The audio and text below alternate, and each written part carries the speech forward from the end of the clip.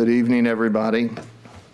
I'd like to call to order the meeting of the Budget Committee of the East Baton Rouge Parish School System. Madam Secretary, will you please call the roll? Oh, I apologize, yes. Let me pull open the page that I need to be on. Everybody, please have patience with me. The invocation will be led by, in the absence of Board Member Sule, Ms. Stewart, would you be willing to lead the invocation for us this evening? And the Pledge of Allegiance will be led by School Board Member Mark Ballou.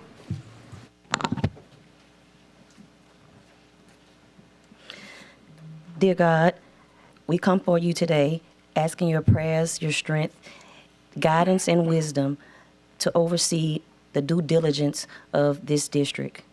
We ask that all the wisdom and knowledge that's bestowed upon us come together as one to do what's best for those that are most important. In Jesus' name we pray. Amen.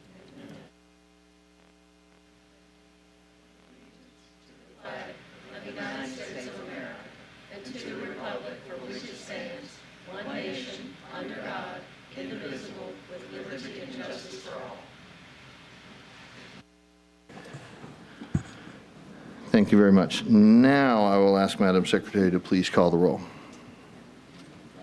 District 9, Vice President Martin. Present. District 1, Mr. Blue. Here.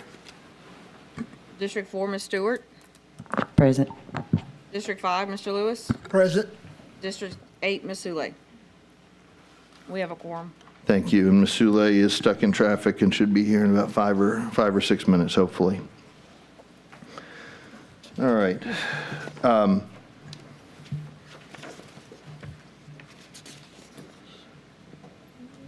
right. Before we move forward to the presentation, I would like to make a brief announcement on the process by which we'll be releasing the proposed budget for the fiscal year for fiscal year 24-25.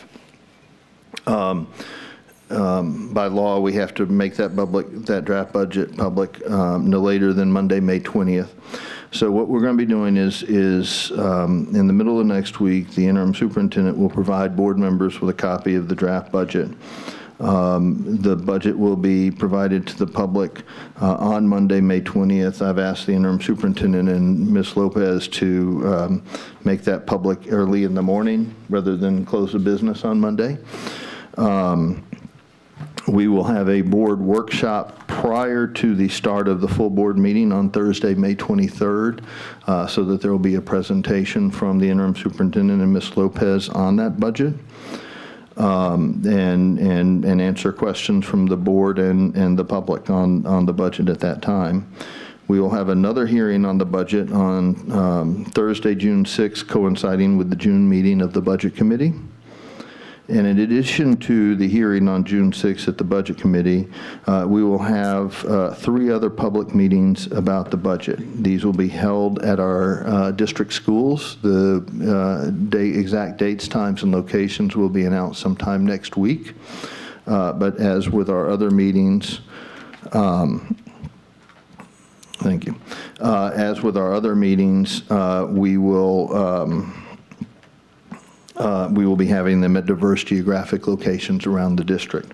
Ms. Armand has just pointed out that there's a graduation on May 23rd at 3 p.m., so we may have to tweak the time of that, but but we're going to have our meeting's still scheduled for 5, right? Our regular board meeting, so we're just going to start it at 5 and just delay the start of the regular board meeting. So anyway, again, that's going to be, in addition to the hearing on June 6th as part of the Budget Committee process, we'll have 3 other public meetings about the budget at our schools. One of those will be held the week of May 27th. The rest, we're still working out the exact dates in May and June. Our goal is to have a final vote on the budget at the June 20th full meeting of the board, if that's possible and no major changes are needed as a result of the review process by the public public and then by the board. However, obviously, if we're not able to make all the necessary changes and finalize the budget by that date, then we will have continue to have public engagement until we're able to until the board budget is in a final form and we can vote on it hopefully no later than July. But our goal is to have a solid budget that we can all feel comfortable voting for on June 20th. So that is what I wanted to let y'all know. And with that, we will move into item B1, presentations on the school nurse program. Mr. Interim Superintendent? Ms. Dupree will be leading the presentation for this item. So first, I want to apologize for your hard copy. For some reason, oh, she fixed it. I'll tell y'all what I did. I accidentally hit 2023, so I apologize. My fingers were just a-going, and I'll take my 504 accommodations on that one little mistake there, and if there's another one, I'm going to put that out there. So I want to give you a brief history of the school nurse program. In the fall of 2024, our school nurse program moved to healthcare centers and schools. I remember that very clearly because that was the first semester I was an assistant principal at Baton Rouge High. And there was a lot of transition and a lot of growing pain. In 2011, Health Centers and Schools became a wholly owned subsidiary of Our Lady of the Lake Hospital. So originally they were independent, and then they became part of Our Lady of the Lake Hospital. I have been the liaison for Health Centers and Schools since 2014.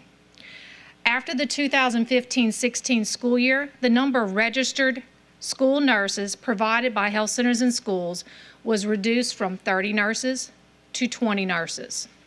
This number has continued to decrease over the last 8 years. I've put a link to the revised statute that says how many school nurses we have to have by law.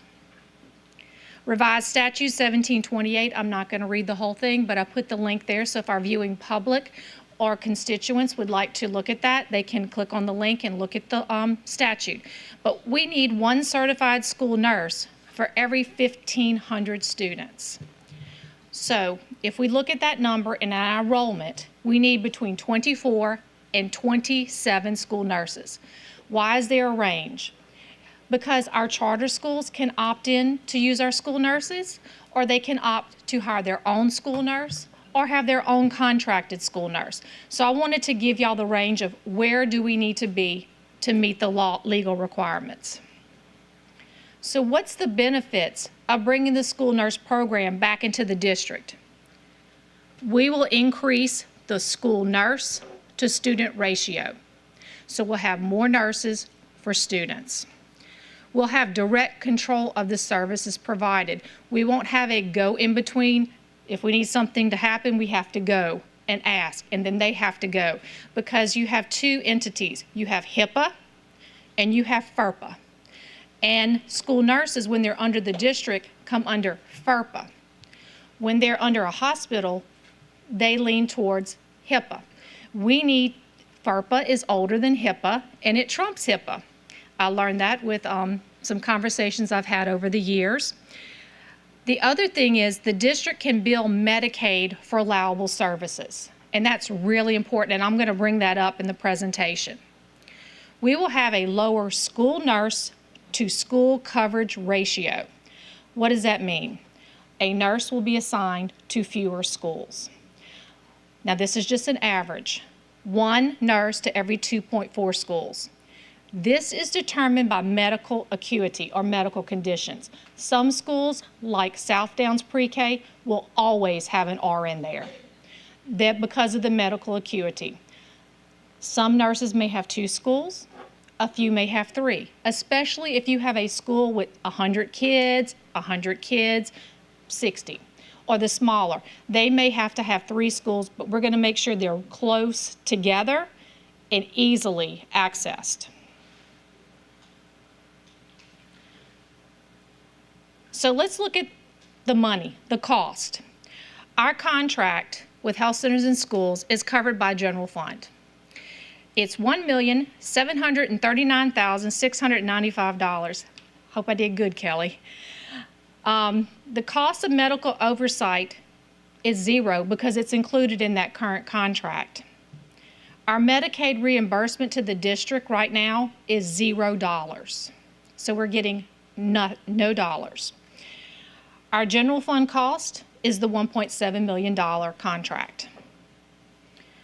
If we hire 30 nurses, and we're projected to hire 30 nurses using general fund, that will cost $2,300,000. But just hold on, I'm going to explain what that means. It seems like it's more, but in the end, it's not. The estimated cost of medical oversight is $36,000, and this is estimated cost. We put an RFP out for that, and we hope to bring that to the board in June, and we'll have a definite number then. Our projected Medicaid reimbursement for the district, looking at 60 to 70%, and I use the lower number because I want it to be conservative.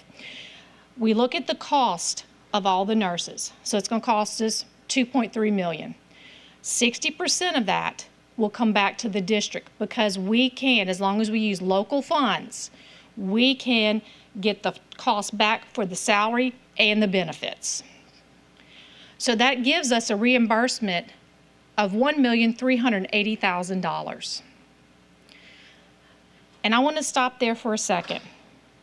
In the state of Louisiana, in 2022, we were reimbursed in the state of Louisiana over $78 million. Of that, school nursing received 24.4%. So at this point in time, our district has left our 24.4% on the table. We're going to be bringing our 24.4% back. And this data was provided by the Health and Education Alliance of Louisiana. So now let's go back. So $1.38 million is going to come back as a reimbursement. So when you look at that and some simple math, you take that from the $2.3 million up front, it's going to cost us over $560,000 more. So it looks like it's more. But when you look at, we're getting $920,000 back. Well, let me say this again. We're getting $1.3 million back. The adjusted cost to the general fund is $920,000. So it's not costing us $2.3 million, it's costing us $920,000. So it's actually costing us $359,000 and change less to do the school nursing in the district. So there's an upfront cost, which is more, but in the end, it's costing us less. So I had someone who really knew accounting and finance, that's not my area of expertise, help me determine that it's a 53.3% return on investment. So I know there are a lot of people who want to look at that, so it looks like it's more, but in the long term, it's less. Now, we could get the 70%, but I did the 60%, so I'm going to move on. The transition plan, and this is very basic. In August of this school year, 2023, we moved all of our records to J Campus. Before that, they were doing it on paper. And I said, nope, we need to do this electronically. So we're doing it in J Campus. And they have an electronic portal that we had opened, and we started putting all the records in there. In January of 24, you, the school board, allowed us to issue an RFP. Sorry. Oh. Thank you. Allowed us to do an RFP for medical oversight. It's our goal to bring that to the board in June of 24. In April and May, we posted the jobs using the original nurse position description. Thank you for approving the revised one. We have since updated that. And we began the interview process. We are using an intent to hire process for candidates. That is very similar to what we use for teachers. It means we intend to hire you pending board approval on the budget for the positions. As of now, I can tell you we've already interviewed 20 candidates, and we have about 7 or 8 more that have applied in the last week. So in less than 3 weeks, we've had 27 applicants. So strong applicants. Almost every nurse from health centers and schools has interviewed with us, and they have said they would like to come to us. And we're going to choose the best because we want the best for our kids. So in collaboration with the Office of Human Resources, we had an FAQ meeting with our prospective school nurses and our school health assistants. A lot of times at schools, you see the school health assistant, and because they're wearing scrubs, you think they're the school nurse, and I totally get it. I used to think that when I was at a school. These are individuals that have had some medical training from Our Lady of the Lake, but their qualifications is a high school diploma. And they can do some delegated minor things. They can do that. We talked to them because we need paraprofessionals.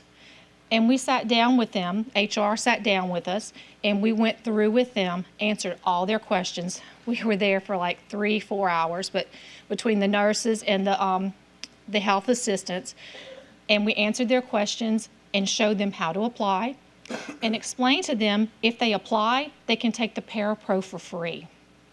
And if they don't pass it the first time, as long as they have their application in 28 days, they can take it again. And they were really excited because that $55 that cost to do the Parapro, they were nervous. So once they knew, hey, if we apply, it's on the list, we can do it for free. So they're really excited about that.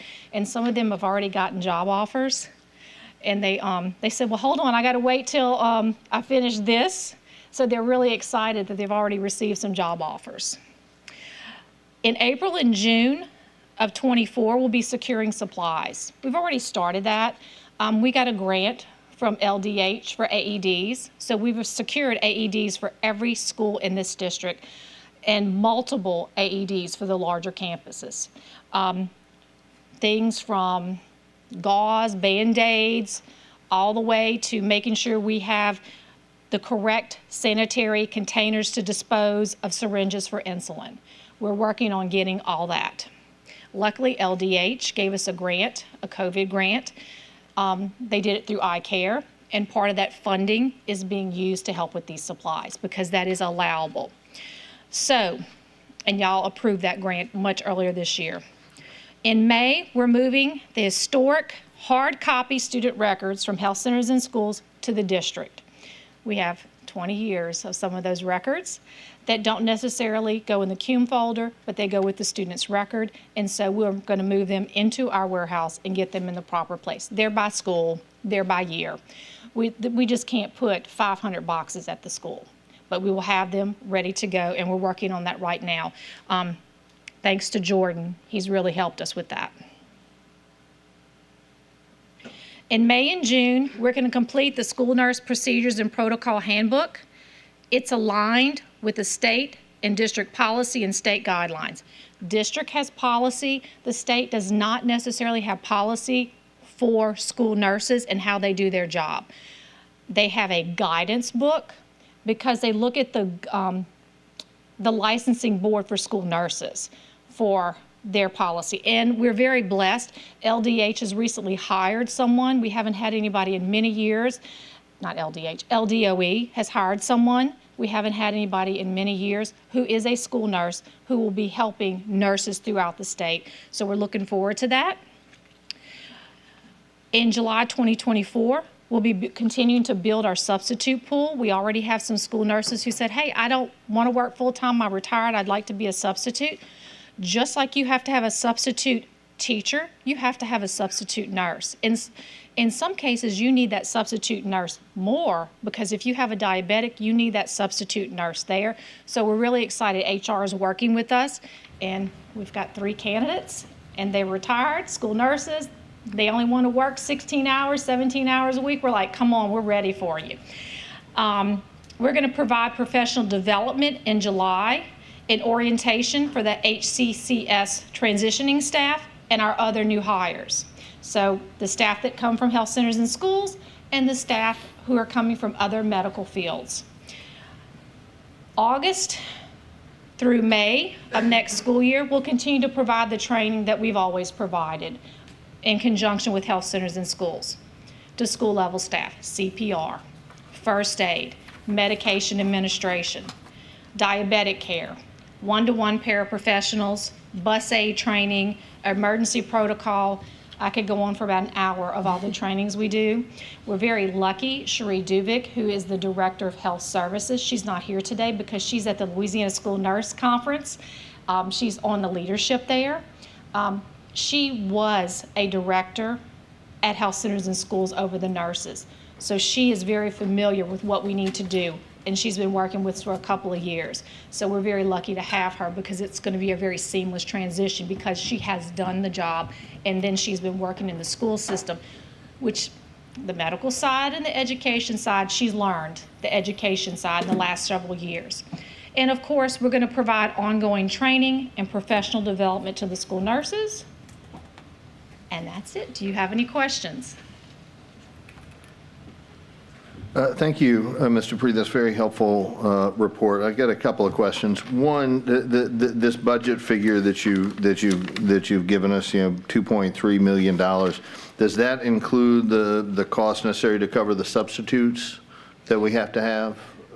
That is our goal. Okay. And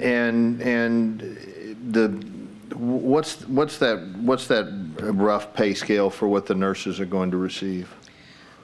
Okay. I don't have that with me, but they are on the instructional specialist. I could look it up, but I'll get it to you. Okay. Thank you. And I presume it's at least competitive enough to what like other districts in our area are paying for nurses, or is this going to be in a situation where like the bind we're in with our teachers and our bus drivers and everything else where we're having trouble recruiting people? In our surrounding districts, they pay about 50 to 55. If I remember correctly, and HR will have to correct me, it starts at 55 for us. Okay.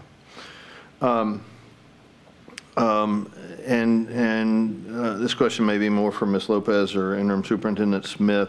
This is obviously a significant shift in policy, right? We've outsourced school nursing for the past few years. This is bringing it back in-house.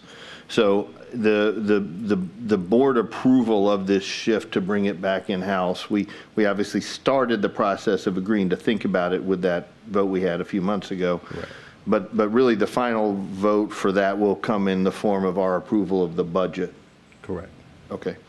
And Ms. Lopez, this final question may be for best addressed to you. Obviously, one of the things we always have to consider about when we do a shift of hiring permanent employees for a role is long-term retirement liabilities. Could you perhaps speak to how this will impact our long-term retirement liabilities, moving this back in-house?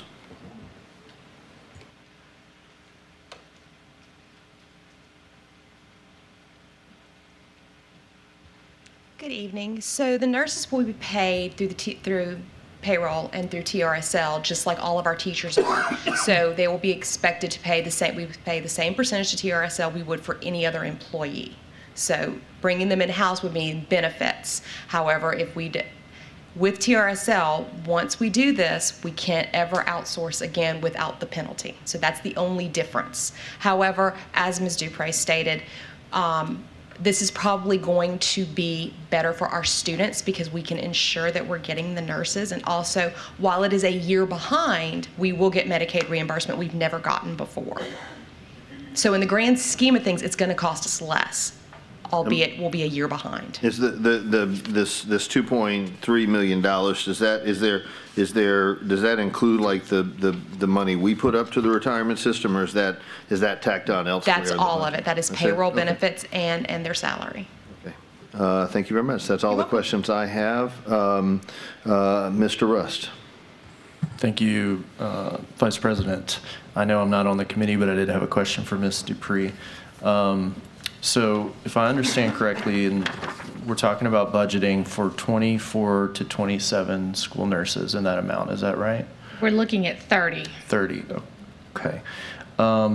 in the contract that we have with Our Lady of the Lake, so originally it was staffing 30, it's reduced to as low as 20. How many of the CNAs and health assistants were they providing as part of that? When they had 30, they had no CNAs. They don't have CNAs now. They have school health assistants, which have high school degrees. They're not CNAs. They're not MAs. They had none. As their nursing numbers went down, they started hiring more SHAWs, school health assistants. And these individuals, when you look at that, including the nurses, which I think are about 10 right now, the RNs, 10 to 12, there's approximately 50 employees, 52. So most of those are SHAWs, or they are clerical staff or other employees that provide support.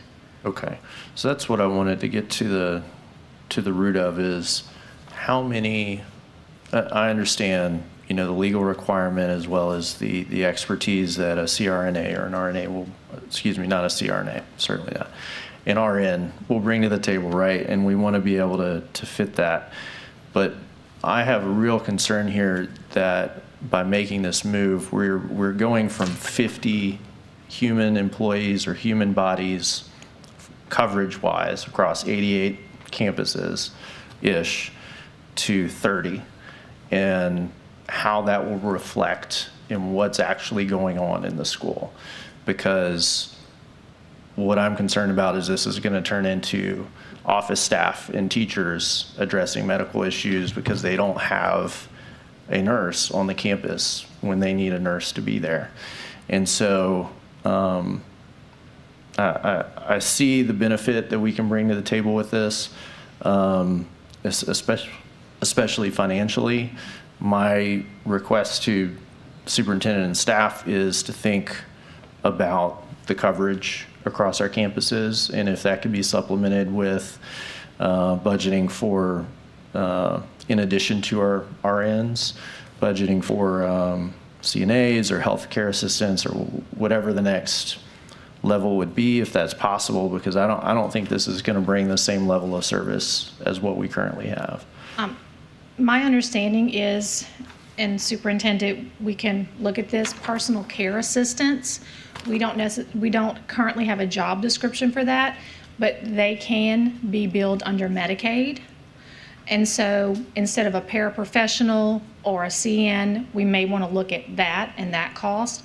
But in the long run, I ran the numbers because I'm a former science person. I'm not math, but I'm science. When we start getting the 1.3 million coming back in, and you want to break even with the 1.7 that we started with, we could hire about 42 nurses. And that's a lot. The school health assistants, they do help at the school, but most of them, they can't do a lot of the things a school nurse can do. They can do some, but not a lot. And our paraprofessionals that work with child-specific, these are kids who have the highest needs. They are trained to do some of the things like catheterizations and diaper changes. Our staff is already trained to do that, and we're working with HR to make sure that we have a larger pool of the staff. The other thing is every school is required to have 2 people trained in CPR, and we do that. Cherie Duvik does that training, and several people trained in first aid. So there are people out there who've already trained in the medication. Our schools, even when the school nurses were here originally, and when they went to health centers and schools, we have someone at the school, they call it a TUP. So I don't know the acronym, I wish Cherie was here. 2 TUPs trained to give regular medication, not diet, not insulin, but if they have ADHD medication or they have to take an antibiotic and have medical orders, at every school, we have individuals trained to do that who are doing that now. I just wanted to share that with you. I appreciate that. I want to push back just a little bit in that back in January when we first started talking about this, I spoke to about 5 or 6 of our not RNs, but our medical staff working in these schools, and they work their butts off. And they do, frankly, a lot of things that they're not necessarily qualified to do that may not be kosher, but they're doing a lot. And again, my concern is this is going to result in putting more of a workload on our teachers, our office staff, or administrators, because we are not going to have the bodies covering the level of service that we are currently accustomed to, which probably isn't enough as it is. I totally understand the financials, and I see where there can be a great gain here, but again, my pushback is we need to think about that aspect of things. Secondly, I want to bring up, who do we have in our school system that currently is experienced in dealing with Medicaid or Medicare billing? We use let me let Kelly, the EIS system, and we have a contract with them. Okay. And the billing goes through them. Okay. We've been doing this for many years for our special ed services, like our speech pathologists, our speech therapists. We just started billing Medicaid for our social workers and licensed professional counselors in January. So we've been doing this for a number of years, and we have expertise to do that. Okay. They have a platform. They train us. We put the proper codes in. They look to make sure it's the proper codes. We've already started talking to them to make sure that, hey, they know this may be coming, to prepare. They already do it in a number of districts for school nurses throughout the state of Louisiana. Yeah, I just wanted to make sure we had some experience with it because it's not easy. No. Thank you. Thank you. Thank you. And before I turn to Ms. Stewart, I would encourage the superintendent, Ms. Dupree, this is obviously a very significant shift in how we've done things. Mr. Russ makes some good points. I just would encourage you to make sure before you bring this back formally as part of the budget as a final analysis that you've had full stakeholder engagement, particularly with our principals and assistant principals, in how this is going to affect their day-to-day experience, because there is a big difference between having a full nurse, half a mile away at a neighboring school and having even a less well-trained person there on the spot to deal with it. So I just encourage you to make sure we've had full engagement with stakeholders. Ms. Stewart. Thank you. Ms. Dupree, can you tell me, prior to the decision of bringing the nurses back on board with the district, prior to that, what was the ratio with the vendor with the hospital that we were using? Do you know, or do you? The ratio of school nurses? Prior to us bringing it back? 12. Well, they won't, I can't get the exact numbers because they have part-time nurses, but I'm going to say 12. Okay. So I don't have my calculator, but if you take our enrollment, let's say right at 40,000, divided by, okay, I have to do my math. No. It's 1,500 for every nurse.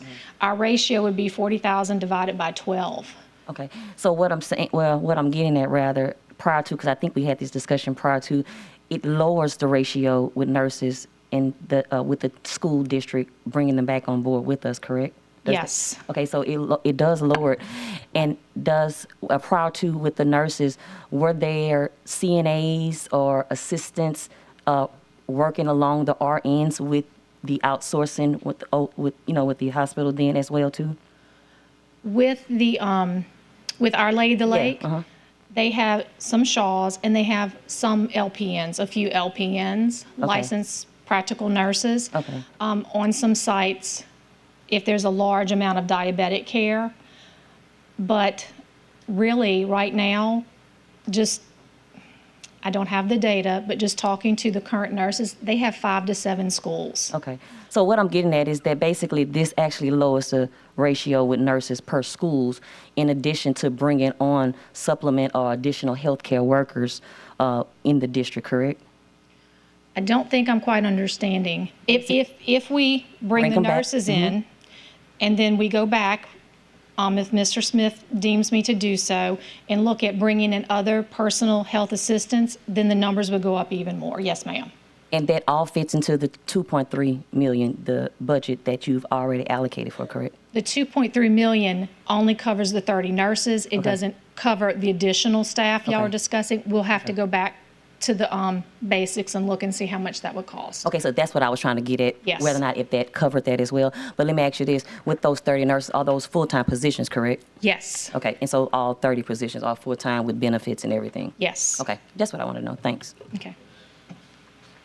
And actually, we looked at some of the surrounding, districts that's similar in size and demographics, and I think one district that you went to go visit was Jefferson Parish. They had 42 nurses, which is the number. They have a little bit more students, and that's the number that I'm eventually shooting for. And then hopefully in year 2, we can look at bringing LPNs in. Thank you, Mr. Gode. Yes, thank you. Just a couple of quick questions about student health records. Yes, sir. I have, in my family, everyone in my family besides myself is medical. And so I have been hit with so many things about HIPAA and all of the records requirements. Up until this point, the contractor was responsible for those records. And so now we are going to become responsible for those records. What type of systems do we have in place that will be HIPAA compliant? And how can we protect ourselves against any liability for data breaches and things like that in the system? What safeguards will we have so that around this healthcare records? Well, the I'm first. sorry it's a detailed question, but it's important. I may have to defer to Mr. Shamlin. We met, Sheree Duvik and I met with Attorney Wayne Stewart and went through this, and we talked about the J Campus, and the medical component of it is HIPAA compliant. Being electronic is safer than having paper copies. And So it is HIPAA compliant and we will have it locked down by access? yes, only the school nurses will have access to the Sections. back part. Okay. The front part, right now, we already have it. As a teacher, I can see if a student has a health plan, and there may be a few notes. If they have an asthma attack, Okay. call the front I office. just wanted to make sure that Yes, had been sir. considered. The other part, and I guess it goes back to the question, I just wanted to be clear. When we had the physical therapists, they were paid, before we outsourced that, they were insourced but paid differently than everyone else because they were part-time and not considered retirement. This is all inside retirement. They're full-time employees. None of that stuff we went through with the physical therapists, right? You are correct, and I remember that. I was at those meetings. Yes, sir. Okay, I just wanted to make sure on that. I guess that's all. My only caution is that, when COVID hit, there was a huge nursing shortage. And I think that's why the number of nurses in our school systems, the healthcare centers cut back on the nursing because they couldn't get nurses. I know some hospitals here had their nursing costs increased by tens of millions of dollars in a year.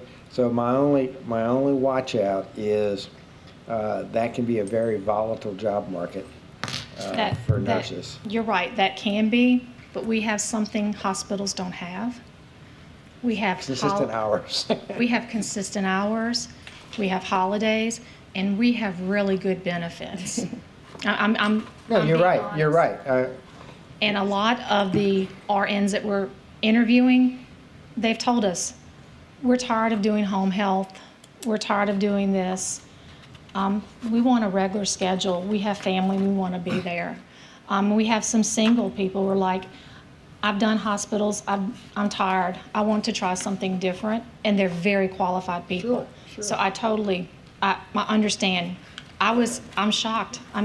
27 applicants so far, that's Wonderful. wonderful. Thank you. Yes, sir. Thank you. Ms. Sule? Yes. Okay, my question is, if we take on all these nurses, then it seems like the chance of malpractice could increase. And so how does that affect like our insurance, and has that cost been figured in? Does our insurance need to go up? So I'm going to defer to Mr. Shamlin, General Counsel. We are the only school district in the state of Louisiana that does not have their own nurses. So we're the only school district that's contracted. There are certain laws that provide for protections for the school district, and I'll let Mr. Shamlin handle that. Ms. Suley, ask your question again. I'm sorry, I was That's okay. responding to something. I was asking about if taking in all these nurses, does that increase our insurance needs for malpractice, things like that? No, ma'am. Our district is actually self-insured up to $500,000. And that's self-insured, and then we have excess coverage beyond that. This will not increase this won't increase our premiums in any way, Okay. okay? Thank you. Ms. Stewart, you've already had one term. Is we wrapping up? I'm on the committee, though. You are on the committee. Oh, absolutely. I'm going to let you speak. I just want to, we do need, I just want to move things along, Right, but yeah, but I absolutely. have another question. Oh, absolutely. Just a thought. Are some of the medical things that the nurses do around the district, can some of those things be facilitated by LPNs rather than RNs? And I'm saying to offset some of the costs, maybe to get more bodies, to maybe do more coverage. There are some things they can do, but most of the care, the one thing we'd have to look at is diabetic care. And I'm saying that, you know why? Because we've said that we've had these different acronyms like the healthcare. We've had all these other persons working in the schools. So what I'm saying is it allows some of those things to still be facilitated with bringing on more tasks that the LPNs can do at a cheaper cost than an RN to bring in more bodies. Okay, so I do get that. If you look at the minimum requirement by state law, including the charter schools, we'd have to have 27 RNs. We have Been out of compliance. So that would leave 3 Okay. positions. I just want to try to like offset costs, maybe just kind of with more bodies, you know, that's all. It was just a question. We can work with Mr. Smith. But thank you, though. I appreciate it. All right, thank you very much. That looks like that clears the board. Ms. Dupree, Interim Superintendent Smith, thank you for that. That's exactly the kind of thing I was hoping to have with these presentations in committee. It's a very important topic that's going to have a long-range impact, and it deserves that we give it some due consideration outside of the immediate pressure of a vote. So thank you for that. All right, moving on with the agenda, turning to item C1, grants, early childhood. Consideration of a request for the approval of the following 2024-2025 early childhood grants. A, Cecil J. Picard Early Childhood LA4 in the amount of $8,040,780. Item B, Non-Public Schools Early Childhood Development NSECD in the amount of $1,277,820. Strategic Alignment Student Achievement. Interim Superintendent, is somebody going to present anything about this or say anything about it? If we have any questions, we Okay. can definitely. Is there a motion to approve this item? Okay. Motion by Ms. Stewart, second by Mr. Lewis, and the motion is, I believe, to approve these 2 sub-items. And so there's a motion second. Are there any questions? You might want any answers on anything with this? Board Member Lewis. Excuse me, it's not a question. It's I've had this card for quite a while. I took a visit to our early child care centers up at Crestworth. And, we talk about making changes in this district and improving education and doing all this stuff, right? But a lot of those conversations are around putting the cart in front of the horses. Or closing, like my granddad used to say, you closing the barn door after everything then got out. Well, when I got this card, I really didn't look at it until the next day. But this is what was inside the card. Can everybody see that? That's from a child that was probably what, 2, 3?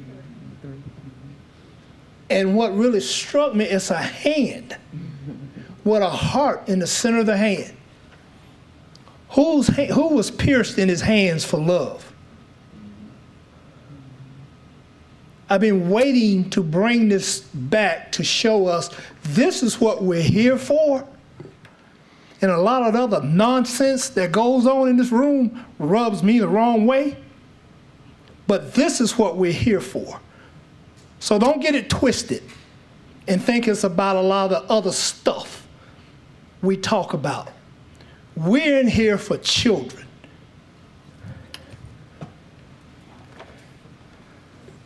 Thank you, Ms. Warren. Thank you, as always, Coach Lewis, for that passion. I just want to mention my, strong support for our early childhood program. Earlier today, we had a briefing on some tremendous data work and analysis that's been done through the Baton Rouge Area Foundation that really showed the benefits of our early childhood work, particularly when it's followed by consistent, strong education from grades K through 3, and our best childhood centers, the data shows, are doing a tremendous job in taking kids who would otherwise be coming to us with a severe educational deficit and preparing them to really be ready to benefit from kindergarten, so that they are not starting out their educational experience quite so far behind. And so I think these TriNet programs are tremendous, and when the state is providing the funding, all the better. So I support it. Thank you. Any other comments from the board? All right, turning to comments from the public. Any comments from the public on this item? I see no cards so far on anything tonight. That's refreshing. All right, so turning back to comments from the board. Any further comments from the board? All right, Ms. Armand, in that case, will you please call the roll? Not call the roll, call the vote. Please vote.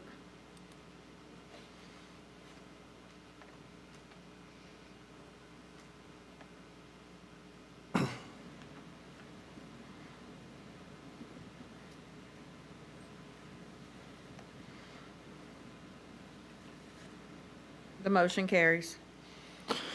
Thank you. Moving on to item C2, professional services contract, Simpson Educational Consulting. Consideration of a request for the approval of a professional services contract extension between the East Baton Rouge Parish School Board and Simpson Educational Consulting, LLC, in the amount of $198,000 over 3 years to serve as the project director / education liaison, strategic alignment, student achievement, funding source 21st Century Grant. Is there a motion? All right, Mr. Blue moves to approve. Is there a second for that motion? Ms. Sule seconds that motion. The motion is to recommend approval of the request for professional services contract extension. All right. So it's been moved and seconded. Board Member Stewart. Yes, thank you. I wanted to request some information as it relates to this particular funding. I noticed that the Simpson Educational Consulting Group has been overseeing and managing this particular funding. And I wanted to know for how long they've been managing this funding, and questions about the population that they serve, because it is noticed that the schools that they serve are Capitol Middle, Elementary, and Magnolia Woods. And I'm concerned because those schools are some of my underperforming. And so my question then poses to what the data states in regards to, is this actually working at those schools with what is being utilized? And so I wanted to know, can I get some of that data? And so I'm glad you're here, so thank you. Sure. I can send you more data, Okay. but we're monitored by the state every year, and we look at children who attend their engagement, which then increases school attendance, and then also their grades, and then also how often they are in discipline situations. And we've had really great growth this year. actually has been a big growth year for us because we invested a lot in esports and attracted a lot of kids to stay after school. And so Right. we have transportation, we have STEM enrichment, field trips, summer care, so it's Yeah, but what are the numbers as far as the children? How What's the many? data of the children that you're serving? And what effect has the services had on those children? Are they passing? Are they failing? Right, I You know? can get that to you Yeah. specifically, but Okay. we track every year and see positive benefits from Okay. those. And then we also get teacher surveys, and they are positive about the kids. They even recommend that they stay after because we have tutoring as well. Right. Math and literacy tutoring. And the teachers want them there because many of those teachers at the schools, in fact, all of them, are employed at the school. And so they stay after and they're able to call their kids to their table after school, after they have snack and they have STEM enrichment. And So I think that's good. And, you know, I'm grateful for the grant. And of course, we need after school, we need those things. But my concern is what's being implemented in addition to it just being after school and, you know, the esports. And so my recommendation is to send this to the regular meeting without recommendation until I get some data to identify and find out what those numbers are like. Even a comparison, like you said, that there has been some growth. I want to know what the growth is with those students that are participating in that program and, you know, the numbers from what that growth is. Thank you. Ms. Stewart, for clarity, are you desiring to make a substitute motion to refer without recommendation? Correct. Okay, Ms. Stewart has made a substitute motion to refer this to the full board without recommendation. Is there a second for that substitute But motion? also to add on that, to bring back data. To refer to the full board without recommendation and with a request for staff to provide additional data regarding the item. Is there a second for that motion? Mr. Lewis seconds that motion. All right, so we will continue comment now on the substitute motion. Coach Lewis. Ms. Stewart inquired about data. Could you please just walk back up just for a few seconds, please? What's a school that you're in right now? Magnolia Woods, Capitol Elementary, and Capitol Middle. Okay, how long have you been at Capitol Middle? I'm sorry, Capitol Elementary. Capitol Elementary and Middle have been there since the very beginning, since I wrote the grant, and this is our second round of grants, so this is it will be starting year 6. We're finishing Okay. up year 5. Okay, year 6. Capitol Middle has been an F school for as long as you've been providing your services there. Okay, well, okay, well, it's still an F. Yeah, we have 30 students that stay after school at Capitol Middle. Okay, so let me back up and say it like this. What type of academic enrichment, not playtime, that you provide for the kids?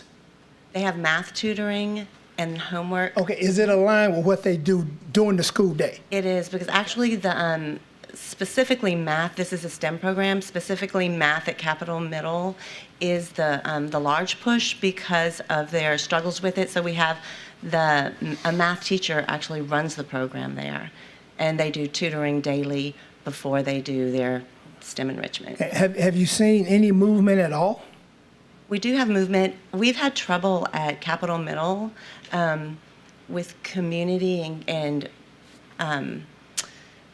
trust but since we have started this second round of grants, with this teacher as the coordinator, we've seen growth, and we've seen more and more kids come on for trusting to stay after school. It's all about trust. It is. Yeah, there's only Yeah. few. I trust very few people.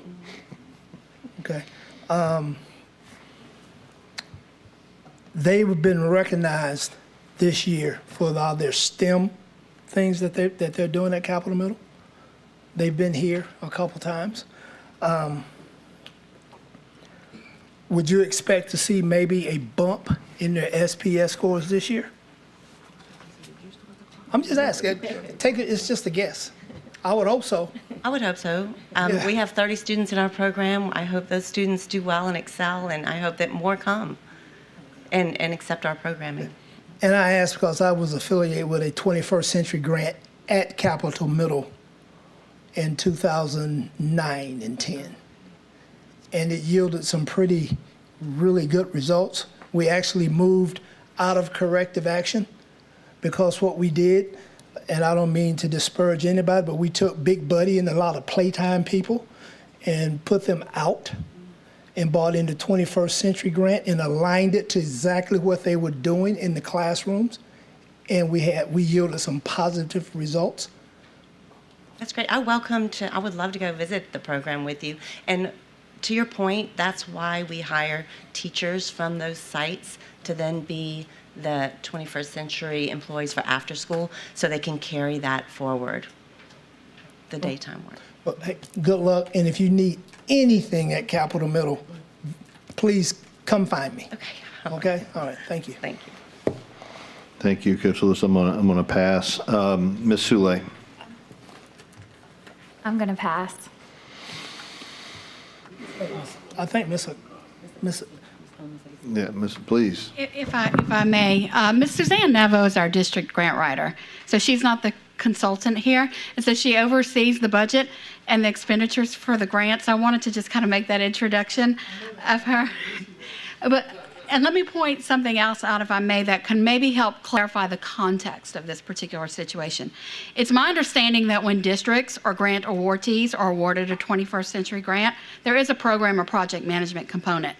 What many recipients do or districts do is they hire a person. And then that sustainability comes into question, and you got to pay salary plus benefits and whatnot. So what this grant has done, because we didn't know if it would be renewed originally, is we've reached out and done a consultant. So that it's just for the terms of the grant, and then that salary wouldn't be reoccurring, and you wouldn't incur those expenses. But to your original question, our data guys, and if they're watching, they know that I'm going to call them data geeks because that's what they call themselves. They would love to track the individual students for you who are participating in these programs, look at LEAP history, and provide some data. So we can most certainly do that for you. And there is some evaluation piece from Correct. the grant, from the federal grant office that. Correct, and supplies. actually our monitoring, this particular consultant has been working with us from day one, and every year those audits come back clean and compliance with this consulting company project managing this grant. This is a different one than I understand, but 10 years ago at Capitol Middle. I know, but we're throwing a lot of money at Capitol Middle, and I think it's time we start seeing some results. That's Understood. We'll look at some Capitol Middle data here in a little bit. okay. Thank you. Don't go anywhere, Ms. Okonski. Yes, I sir. have a quick kind of follow-up question, just so I understand. So this amount of money that we're talking about here, that's not the amount of the actual grant. This is simply what we're paying a consultant to assist us with monitoring and complying with the terms of a much larger grant. Is that Project correct? managing that particular grant, because the terms of the grant and the way that it was written requires project management oversight. So this is $66,000 a year to pay somebody to For the term of the monitor grant. that whole Multiple federal years. Multiple Multiple years. Over, right. So we wouldn't have to keep coming $66,000 back a year to for you. 3 years, So correct. we wouldn't have to keep coming back to you. Well, I'd like to do many more multi-year contracts, so we don't have to keep coming back to this. But so really what we're talking about here is the effectiveness of the grant money rather than the effectiveness of this particular compliance person, because. And they're required to submit data for the annual reviews. And like I said, our folks love to, when you guys give them a question, our project to track student data. So we can supply anything you want to look at. Okay, great. Thank you very Thank you, much. Mr. Lewis? I was not attacking Oh, no, I didn't think you were, the sorry. young lady that's Yeah. our grant person. Yeah, I was yeah. not attacking her. I Right. didn't know who she was. Right, You know, she may have been the person from, right, you know, right. so, you know, I wasn't attacking you. But just to be clear, Ms. Okonski, I'm sorry, what is the role of the compliance person that we're paying this money? You know, like, obviously there's a lot of paperwork requirements with grants and stuff like that.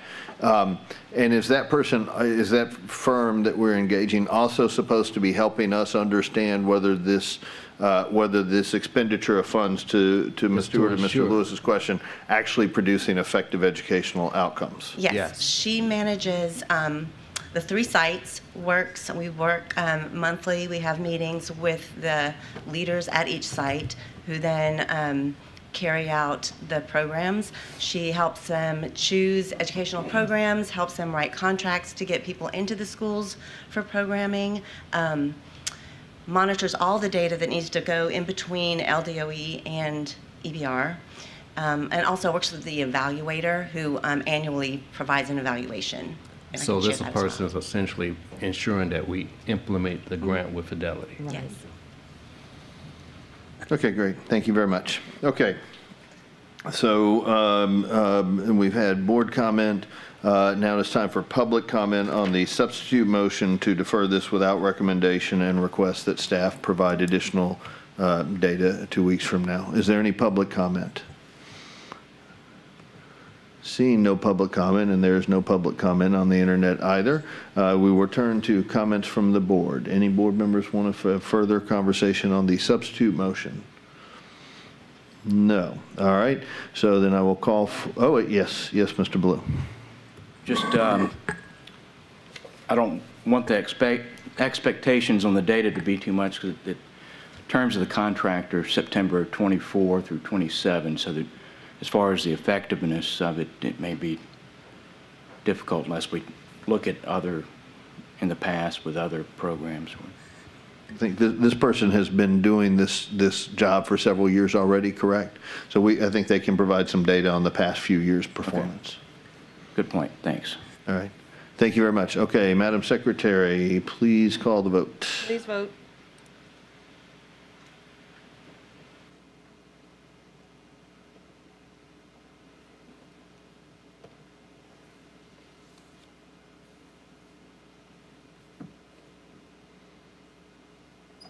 Motion carries.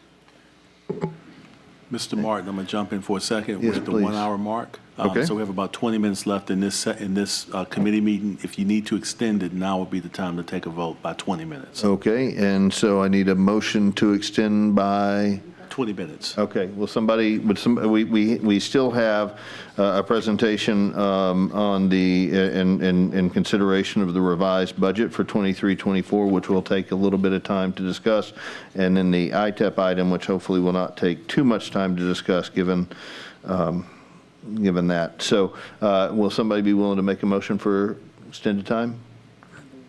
I do. All right, Mr. Lewis makes a motion, Ms. Stewart, they're motion and seconding team tonight. No. All right, so then do we have to have debate on that motion to extend? Yes. Mr. Lewis, all right, is there any debate on extending? Okay, is there any public comment on extending? Any further board comment on extending? No. Madam Secretary, please call the vote. Please vote.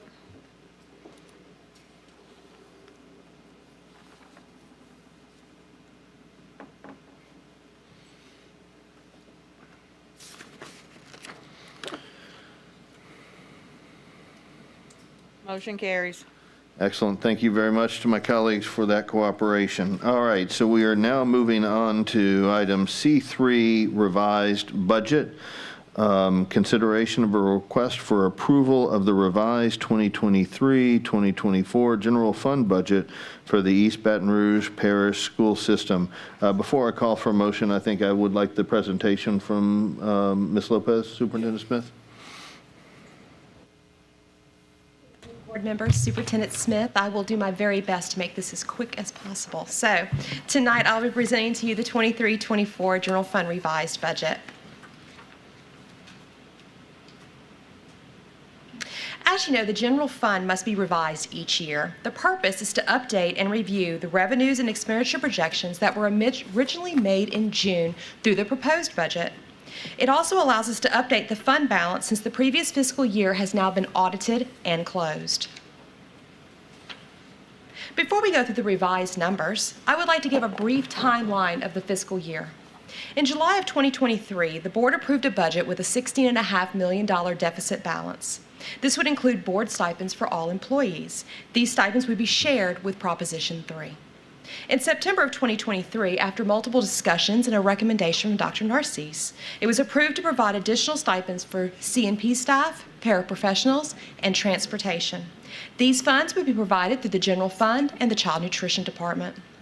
In January of 2024, the administration began to review the budget on a monthly basis and to see what funding sources were available to assist in right-sizing our general fund.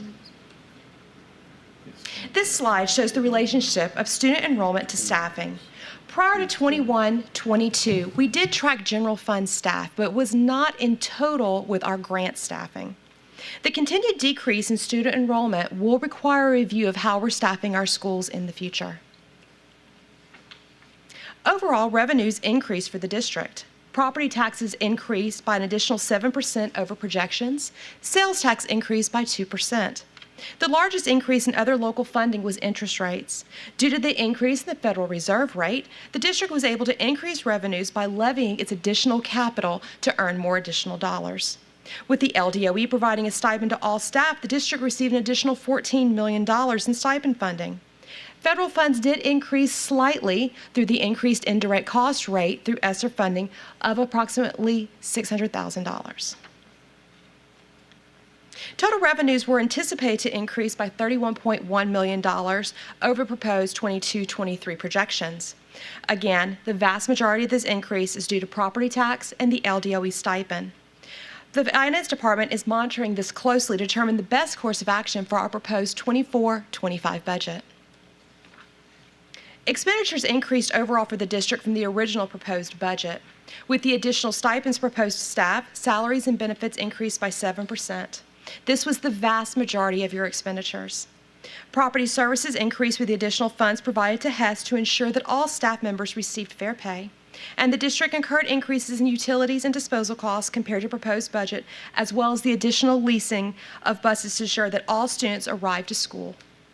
While Type 2 charter populations had a significant growth, the Type 1 and Type 5 charter schools decreased in population. With the ending of the 2016 flood reimbursements, the district will no longer be allocating funds to the disaster relief for the unreimbursable 10% from FEMA. As stated before, expenditures did increase. Pupil support services, inclusive of instructional staff, guidance, and pupil appraisal increased by $2.7 million in salaries and benefits in comparison to the prior year. Property and liability insurance increased, leading to an increase in purchased services. Property is inclusive of items we purchased, such as buses. An additional 20 buses are about to be purchased through the current budget. Expenditures are the purchases that we use for instructional purposes. I've compiled this in the same categories that I report to LDOE for state reporting to ensure consistency whenever this information is provided to the board. For the 23-24 school year, you can see that 54% represents salaries and benefits, and that is the percentage of all funds. While this is a true percentage for the general fund for this current year, we anticipate to see the salaries and benefits portion increase in the upcoming fiscal year. The district leveraged its power with all funding sources to ensure the general fund was financially stable. The third column represents the percentage of general funds less the charter school appropriations. In this scenario, salaries do represent 73% of the general fund.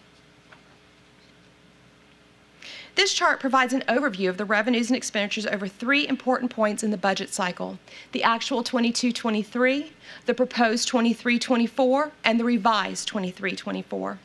Actual numbers are those that are complete and audited. Proposed numbers were those that you approved in July of 2023. Revised numbers allow the district to review our revenues and expenditures to see what's actually going to happen by the end of this year. The fund balance information is not included on the proposed budget of this chart, as at the time it was completed and reviewed and approved, it was not known. As you can see, we're anticipating an ending balance of a negative $5.2 million for the current fiscal year. This is an increase of $11.3 million from the projected fund balance in the proposed budget.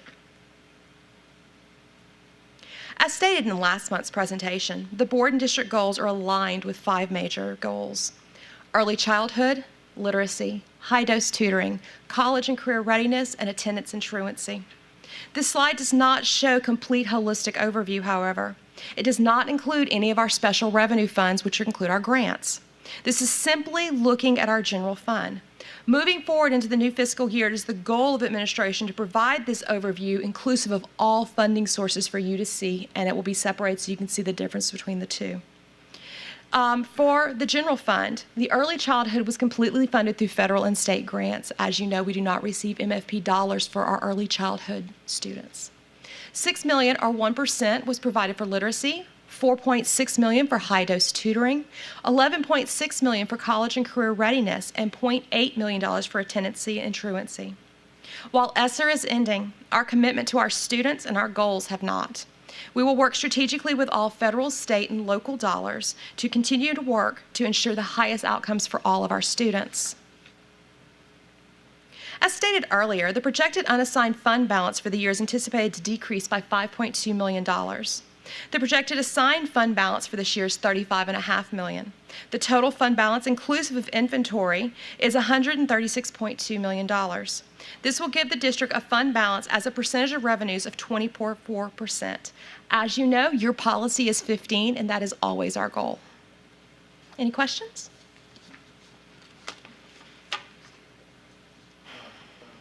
Before we ask questions, I'd suggest that we get a motion on the floor so we can have that discussion and debate. Is there a motion to approve the revised budget?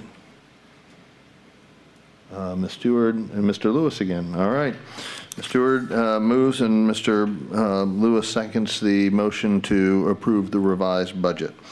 All right. So then turning to questions and comments, Ms. Sule. Mine was actually up before we got to this. But Oh, thank you. I apologize. It's okay. Sorry about It's okay. And we can actually come back to it because I don't want to get off the train of thought. But it was actually about some of the liability stuff for insurance. But we can talk about it in a minute. All right. So, Mr. Lewis. Real quick, Ms. Lopez, can you remind me of, you said property services increased. What was the dollar amount that we increased HES? We went from approximately 21 million to 24 million. The ending balance is 24 million. Don't quote me. I believe it started at 21. Okay, and I think I heard you say so they could pay people. That was the livable wage? understanding when we increased, was so they could pay all of their service members. Do we know if they're doing that? No, sir, I do not. Is there any way we can find out? I would assume Mr. Morales and his staff would be able to assist you. I don't have that information. I would love to find out because that is not what I'm getting from HES employees all over the district. I think that'll be an excellent thing for the operations committee to address at the appropriate time. Thank you. Mr. Lewis, anything else? Okay. All right. Mr. Goday. Thank you. Ms. Lopez, I just wanted to congratulate you on a very clear presentation of this information. Thank you, sir. It's a vast improvement over what we've had in the past. And I told you I'd bring this up, but I want to highlight how much our new computer system has helped us be able to combine numbers and get reports and do things, because we just did not have the capability of doing these things like this in this manner in the past. I also wanted to highlight page 9, because I think that's one of the things that this is going to help us start to sort out. If you look at page 9, because so many times we have all of the charter school appropriations mixed in with the numbers, and those are numbers we really have zero control over. We as a board, I mean, that's by law what has to go to those folks. And that's all well and good, but it's just not in our control. So when you start looking at percentages of where we're spending numbers, if that number is in there, it skews all of the percentages. So I really want to highlight this last column over here on page 9, where it says, what's that, 73% of our budget goes to wages and salaries and benefits. And you can look and see the other items. But we as a board need to continue to focus on those kind of items, because we can't do anything about the appropriations. That's by law. It is going to be what it's going to be. So continuing to worry about those numbers with that in there gets in our way of understanding. The other thing I would like to highlight is, we had so many people talking about Armageddon coming on the budget and things like that last year. And so we went in with a $16.5 million deficit. On top of that, we added $11.5 million worth of extra stipends. On top of that, we added $3 million for HES. So if I'm doing my numbers right, that's $14.5 million. To this, that's $31 million. And it's that we should have been negative, and we're only coming out $5 million negative. So we're $25 million better than what everyone said we were going to be at the time we did it. So I just don't want that to go by and people not understand that. We are being good stewards. We came into this budget with a very high, historically high general fund balance, and we're going out of this budget. The only reason it's not a historical high is because we beat it last year by just a little bit. And we're 27% of our in our balance versus our goal of 15%. So financially, you know, I hear people talk about, oh, we're getting ready to fall apart, the finances are all blown and everything else. They're not. I mean, now, we need to do things like start giving people permanent raises and doing all those kinds of things. I'm not saying it's all well and good and everything is rosy and all that sort of stuff. No, there's a lot of hard work ahead. But we're not falling off a cliff. And we also have a property reassessment coming up next year.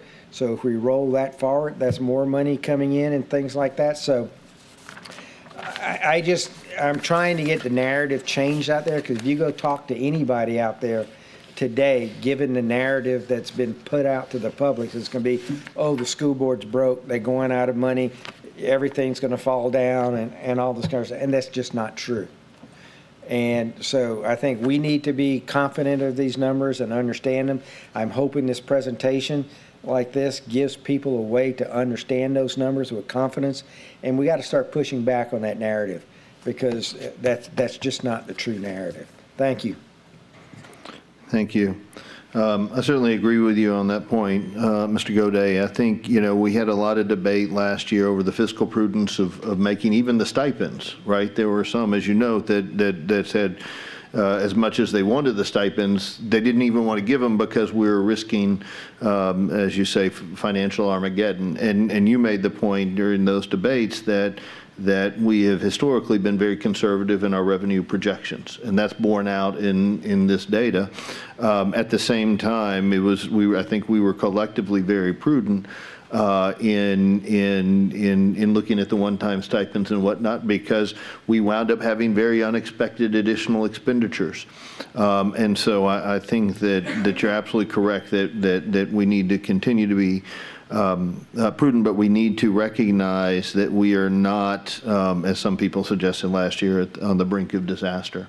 I think on the point you make about charter appropriations, I think it's absolutely appropriate for us to look very separately at the charters spending from this. But I do think it's also important to recognize that when we see 27% of appropriations are going to charter schools, that's not like some people in some other state, the charter magnates that people believe are out there are getting this big check.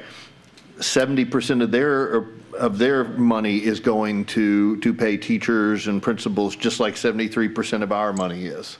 I meant nothing about that. Oh, no, I know.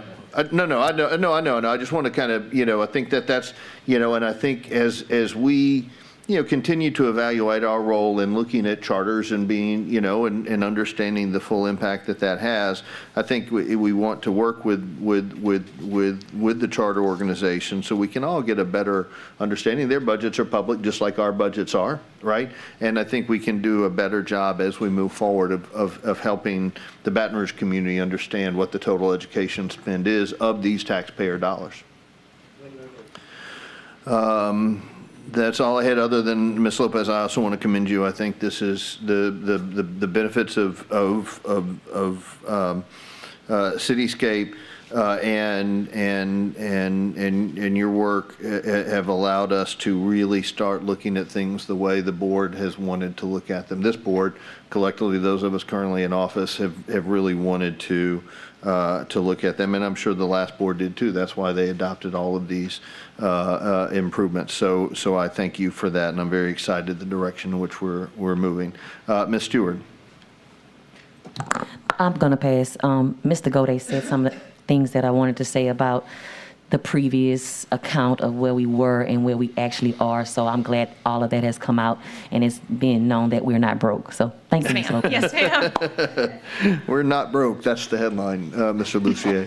No, no. This is a testimony to truly strong, prudent budget management, and thinking through the consequences of our actions as we made decisions. And I'm very pleased with where we are. We do have, as Mr. Gode says, a lot of hard work to do as we get into next year's budget over the coming month. But I think that we're in a very good place, and we'll have much improved data, thanks in large part to the new software to make those decisions. So thank you for that. All right, that concludes board comment. Is there any public comment on this item? There's a remarkable lack of public comment tonight.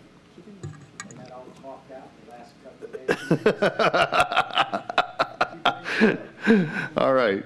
Seeing no public comment and there's none on the internet, for the record, we will return to board comment. Any board comment on this item further? Seeing none, Madam Secretary, please vote the machines. Please vote.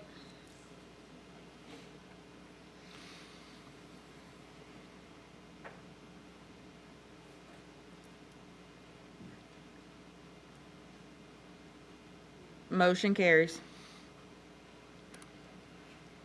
Thank you very much. Moving on to the final item. How are we doing on time, Mr. Shamlin?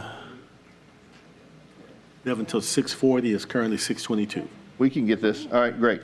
Turn back to the page where I'm supposed to be on item number 4, ITEP, Honeywell International Inc. Discussions, consideration of an application from Honeywell International Inc. for an industrial tax exemption and related matters, and that's number 2019-0394-ITE. I'll call for, if Mr. Combs, somebody from Honeywell? Yes, sir. Okay, if you'll give us a brief presentation before we entertain a motion, please. Yes, sir. Good afternoon. My name is Rafael Gonzalez. I'm the plant manager at the site. I appreciate the time to represent Honeywell and present before you. I also want to thank you personally for all the work that you all do, because my children go to a public school system within East Baton Rouge. So thank you for the work you do. So if we can go to the first slide. Oops. I'm going to give you a little bit about our plant history. We were built in 1945. That's where we started. We've been through various iterations, and different units come through the site as the products changed. But in 2022, we developed a brand new project called Athena and Zeus 2.0, and I'll get into the details there. But this is a clear snapshot. We are actually that little yellow rectangle right there close to the Capitol building and engulfed by ExxonMobil. If we go to the next slide, I will tell you the layout of our site. We have basically 4 big production units, ZD, ZE, CTFE, and Omni. Those are the names we give them and the products that they perform. But we also have various blending and packaging. So for the workforce that we have over 160 Honeywell direct employees and over 110 nested contractors. They basically sit in our site day in and day out, Monday through Sunday. Athena and the Zeus 2.0 project will eventually be adding 20 plus jobs. 12 of them will be in the quality engineering roles, and 8 to 10 will be in operator roles. These are high paying jobs. Base salaries of about $65,000. Once you factor in the benefits, the 401k matching and the health benefits, we're looking at about $90,000 of benefits to the employees that will be hired. So if we go to the next slide, these are some of the products that we do. You heard the name ZE and ZD. These are some of the end uses: comfort cooling, commercial refrigeration, and heating. These are our customers. The number one thing I will highlight in our product lines is that we're very environmentally friendly. We are the next generation of refrigerants. based on the new legislation that is coming down from EPA in 2025, we will be providing next generation. So the R32s that everybody hears will no longer be allowed. It'll be the A2Ls, 454 product lines. So that is what we manufacture at the site. So if we go into the project, I'm sorry, this wonderful project had an investment of about $81 million, where we expanded our ZE production and created the bottom part of the process that you see there in the picture is a pharmaceutical grade product. And what does this product do? For most of you, you all know somebody who has asthma, maybe even your children or relatives suffer from asthma.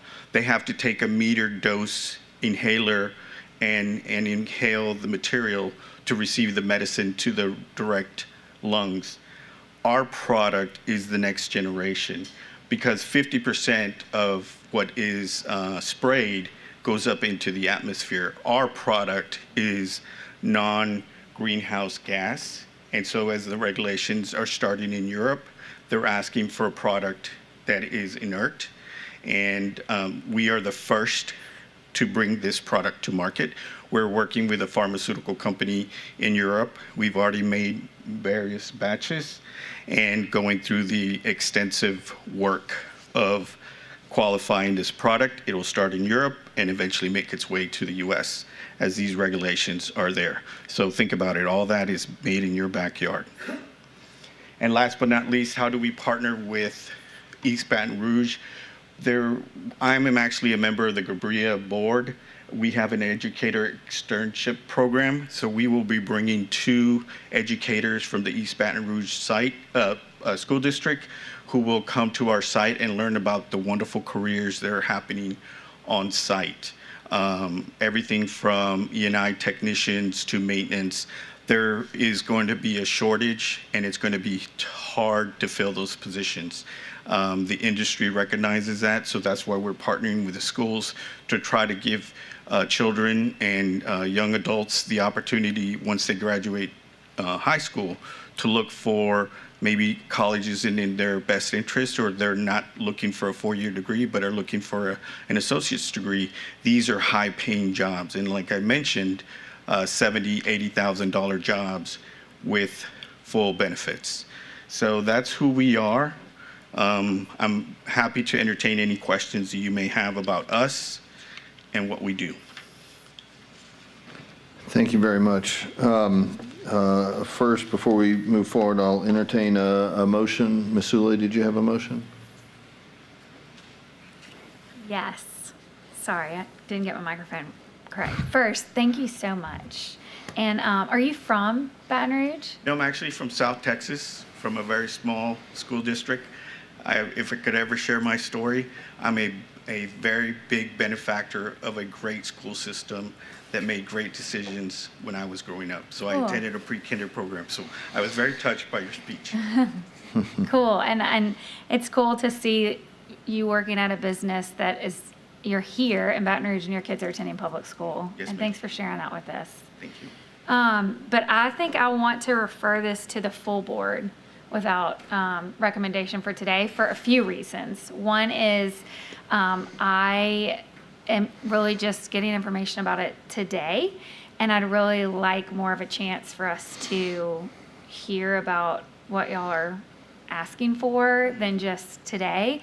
Although I appreciate the show of what you brought today and really appreciate hearing your story. Thank you. Okay, thank you. Ms. Suley has moved that this item be referred to the full board without recommendation. Is there a second? Ms. Stewart seconds. Thank you very much, Ms. Stewart. All right, so we will then turn to board comment. Ms. Suley, did you have any more comments to make at this time? Okay. I think that's a solid approach. I appreciate that motion. Mr. Rodriguez, I think, yeah, we certainly appreciate and highly value the work that Honeywell does here. We're very excited. Y'all are great corporate citizens, and we appreciate the jobs that you provide in this community, the very high quality jobs. I think, I support moving this to the full board without recommendation for a couple of reasons. One, generally, historically, we brought ITEP to the full board. Not, in this committee structure that we have is fairly new for us, and I think it's a significant enough decision that we should really consider it by the full board. And so I would ask, as you prepare to come back in 2 weeks, and I apologize, but you're here, right? You're the plant manager here on site, right? So good, you can easily come back in 2 weeks. And so I think that for me, the question I'm going to need to be answered, and I know anticipating what some of the public comment will be based on the many public hearings we've had on other ITEP applications in the past, is as I look at your application, it appears that this work has already been completed. That is correct. And so the purpose of the ITEP is to provide an incentive to actually move here, as opposed to, when we deal with ExxonMobil, as opposed to their Beaumont plan or something like that, right? And so I anticipate that the opponents of ITEP generally, and the people who will speak against this, are going to say, basically, look, y'all have already done this. We're not providing incentive. We're just giving up tax revenue. So you don't need to address that now. You can if you'd like in a moment. But I think that's definitely something that's going to need to be addressed when we come before the full board. Mr. Lewis. Exactly how many EBR students have you guys employed? That is a question I've already started to ask in my group. I've asked that we take a poll. I'm almost sure that it's a great number of people. I can tell you for a fact that I have people who live in Zachary. I have people who live in the surrounding areas. Because again, most people want to come to work close to where they live, right? And so I can get you an answer for the next time we come. Okay, because so many people in your business will come in here, and we know that they're not going to hire a lot of. They may hire a few, but they're not going to hire them in great numbers. So the fact that you want to be a partner with us, and you want to do business in Baton Rouge, is, and I like you. Thank you. I mean, you sound like a guy that has kind of come up the rough side of the mountain a little bit. Yes, sir, and I can share my story with you one day. I believe it. Maybe we'll get a chance to do that. But again, thank you for coming. Thank you. I like you too. Thank you. If I can address your question, again, you are right. We have already invested the money. The $80 million is spent.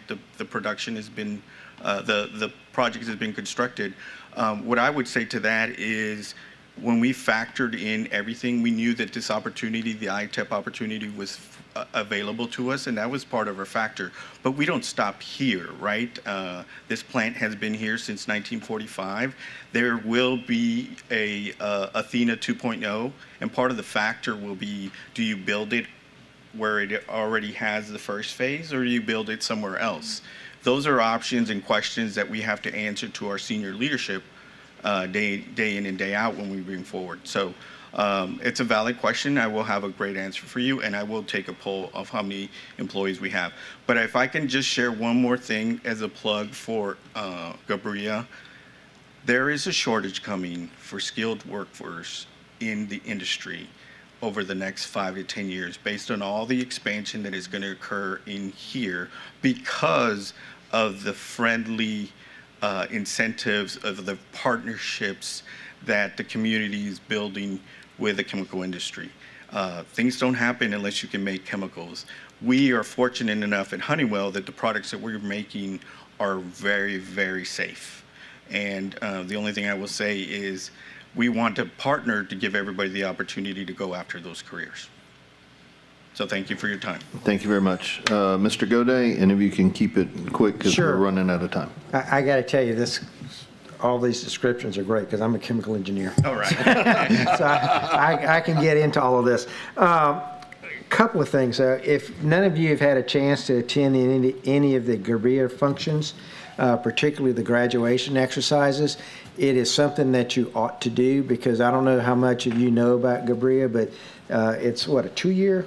I think it's a 2-year program. Correct. Where they bring in people from the neighborhood, and train them to be pipe fitters, electrical, all these sorts of things. And then this is run by Honeywell, Exxon, some of the major contractors, all through this. And it's basically an apprenticeship program where they're training the local people to be able to go in and take the technical jobs that are in there. And it's something you really need to see. Now that I said that, now I'm gonna get to the blackmail part. All right.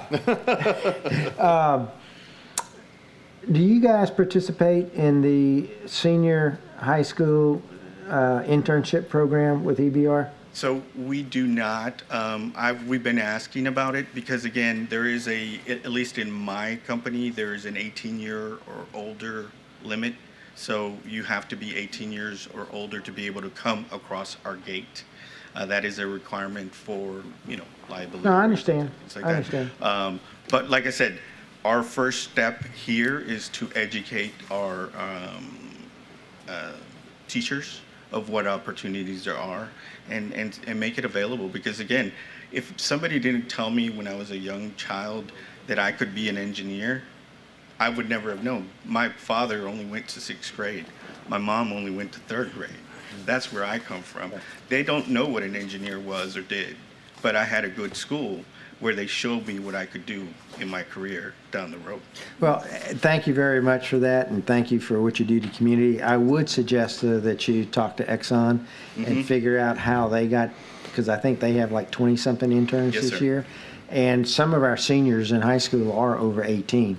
So yes, we are actually looking at that. I'm glad you mentioned it because I've been asking. We need to follow up. yeah, I just want to push that concept every chance I get, because that program is so formative for so many kids, because I hate to call them kids, young adults, because it teaches them more than just what they might learn on the job. It teaches them the soft skills about showing up on time, all the kinds of things, all those kinds of things that it takes to be successful in the school. And at $15 an hour, quite honestly, some of them are going to be off a street corner Correct. doing this instead of being out there on the street corner doing whatever they do. And so I really want to encourage anything you can do with that I understand this. I understand totally the safety aspects and stuff like that. No argument there. You have my commitment. I'll look into it. Okay, thank you so much. Thank you, Mr. Goday. Looking at the time, we only have 2 minutes left. We have at least 2 people I can see speaking in opposition to this, and so we're not going to have time to get that done. If I could have one more motion for an extension for 20 minutes, we will not use nearly all of that time. But if I could have a motion for extension, Ms. Stewart, Ms. Sule, seconds. All right, any board discussion on that? Any public comment on extending this for 20 more minutes to allow the members of the public to talk about this item? All right, back to the board. All right, Madam Secretary, can we vote on that, please? Please vote.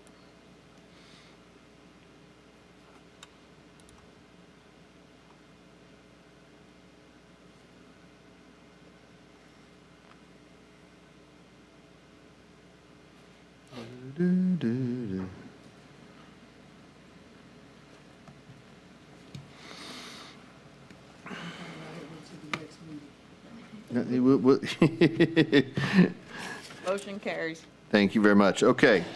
Are there any more comments from the board members? Ms. Stewart, you waived? No, I want to recommend.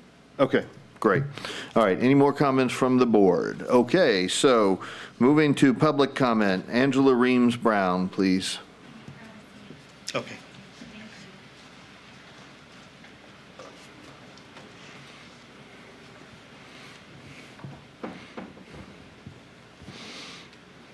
Good evening. Good evening. I'm Angela Reams Brown, president of the East Baton Rouge Federation of Teachers and Support Workers. And I'm here to speak and ask that you guys not consider giving any exemptions. If you're keeping up with the news, the governor is already trying to overturn the opportunity for you to even have a say-so. That could happen any day now. We're a district, we're not rich. I heard the budget and we have a few extra dollars, but we also have employees that have not had an actual pay raise in years. And so any money that this board is willing to exempt for me is a problem. Now, understand that the different companies who come before us and ask for an exemption, they offer something to the district, internships, partnerships with the teachers. Last time I checked, that's what good neighbors do, and they don't expect to get paid for it. When I was in school, we had distributive education and we had COE. We went to those businesses and we worked, and we earned a paycheck, and we learned skills that assisted us when we became adults. None of those companies came up and asked the school board for an exemption. They did it because they're good neighbors. Now, every time an exemption has come before this board, I have come forward and asked you not to grant it. And some of you vote on it anyway. But what I want to say today is be mindful that these employees who feel the need for a pay raise, who received stipends last year, who look like they may be getting a stipend from the governor this year as opposed to a pay raise, are filled up to here. And when we get filled up to here, it's not a threat, there are consequences. Without teachers, without support workers, there's no school system. So please be very mindful when you make the decision as to whether or not you're going to grant this exemption in 2 weeks. Thank you. Thank you very much, Ms. Reams-Brown. Okay, and as a reminder, just because you put in a card doesn't mean that you have to speak tonight, since we're going to be considering this item again in 2 weeks, but it's up to you. So next on the list is Phyllis Sims with Keen Miller representing Honeywell. Mr. Chairman, in light of the motion, I am willing to waive. I am just here to answer more questions about the ITEP procedure. I have been doing the Honeywell work for about 17 years in connection with the ITEP for Honeywell. So, but Okay. happy to waive or whatever the pleasure of the board is. All right. If anybody has any questions for Ms. Sims, we can call her back up. Thank you very much, Ms. Sims. All right. Joshua Combs of the Baton Rouge Area Chamber. Yes, I'm also in agreement to save my spiel in 2 weeks, but the one thing I would say in the interim, I would just ask the board to consider the ITEP application from the company's perspective. I know that there's some discussion of the project being complete. All they did was fall in compliance with the state ITEP rules, right? And they were given guidance by LED, which is the same guidance every company gets. Continue with the project. Right, so I would hate for them to be penalized for them following the rules and going forth with the project, but I look forward to getting you guys more information before we have next school board meeting. Thank you. Thank you very much, Mr. Combs. We always appreciate BRAC's perspective. It's very helpful to us. All right, Clark Vega with Harris, DeVille and Associates, speaking for Honeywell. All right, he also waves. Thank you very much. Mr. Gonzalez, you've already spoken, so that's good. And last but not least, certainly Ms. Jenny Hastings. Thank you, Jenny Hastings. Great people, great company, great product. We have a lot of kids with asthma in our state and all around. But Mr. Martin, thank you for reading my mind and knowing that the fact that this project has already been completed, it seems to me it does not meet the spirit of the ITEP program, which was an incentive to bring projects here. I was surprised to learn that LED might be giving companies a different timing aspect. Maybe this administration is changing a lot of things about the way the ITEP program will work, so maybe we'll all learn something in 2 weeks when we revisit this again. Thank you. Thank you very much, Ms. Hastings. All right, seeing no more public comment, and we will return to comments from the board. Anybody else? Mr. Ballou. Just real quick, if anybody who has information regarding the ITEP procedure, if you want to take questions, if you could just email our board secretary and provide your contact information if board members have any questions between now and 2 weeks. Thank you. That's great. Ms. Ballou, you want us to circulate that to the full board, that contact information to the full board, so they can email any questions between now and then? Mark, do you want to email their contact information to the full board so anybody who has questions can reach out between now and then? Yes, certainly. Okay. Thank you. That's great. All right. And I think we would all appreciate it in 2 weeks if somebody could speak particularly to that issue of timeliness and what's the process and whatnot, because we certainly want to, honor commitments made by LED, but we also have our fiscal responsibility to the taxpayers of this district and the kids, most importantly, that attend school here. All right. So seeing no more board comment, then Madam Secretary, let's vote on this final item. Please vote.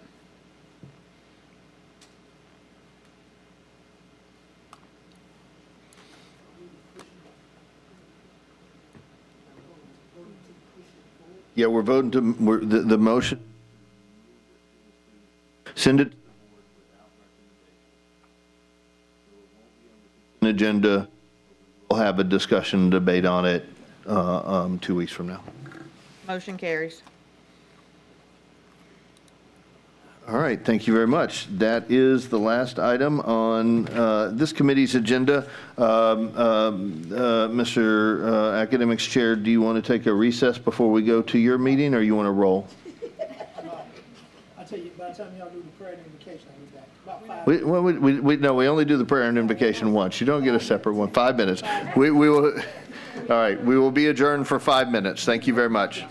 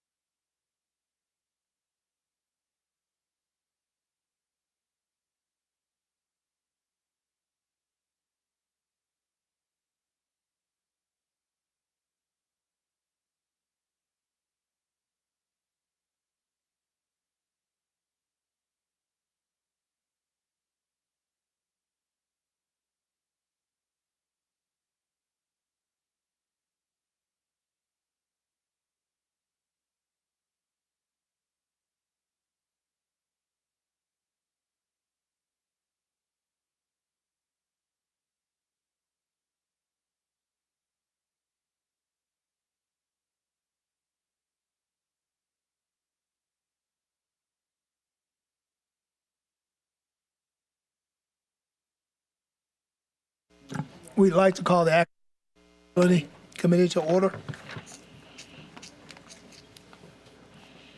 And that's Coach Darius, Mike, and Nathan.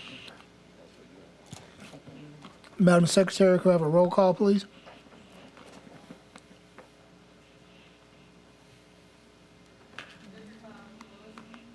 Present. Lannis.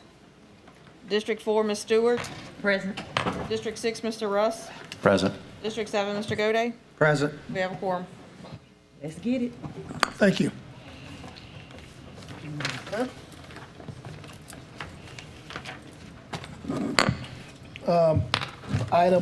First item is item B. We have a presentation, academically unacceptable schools.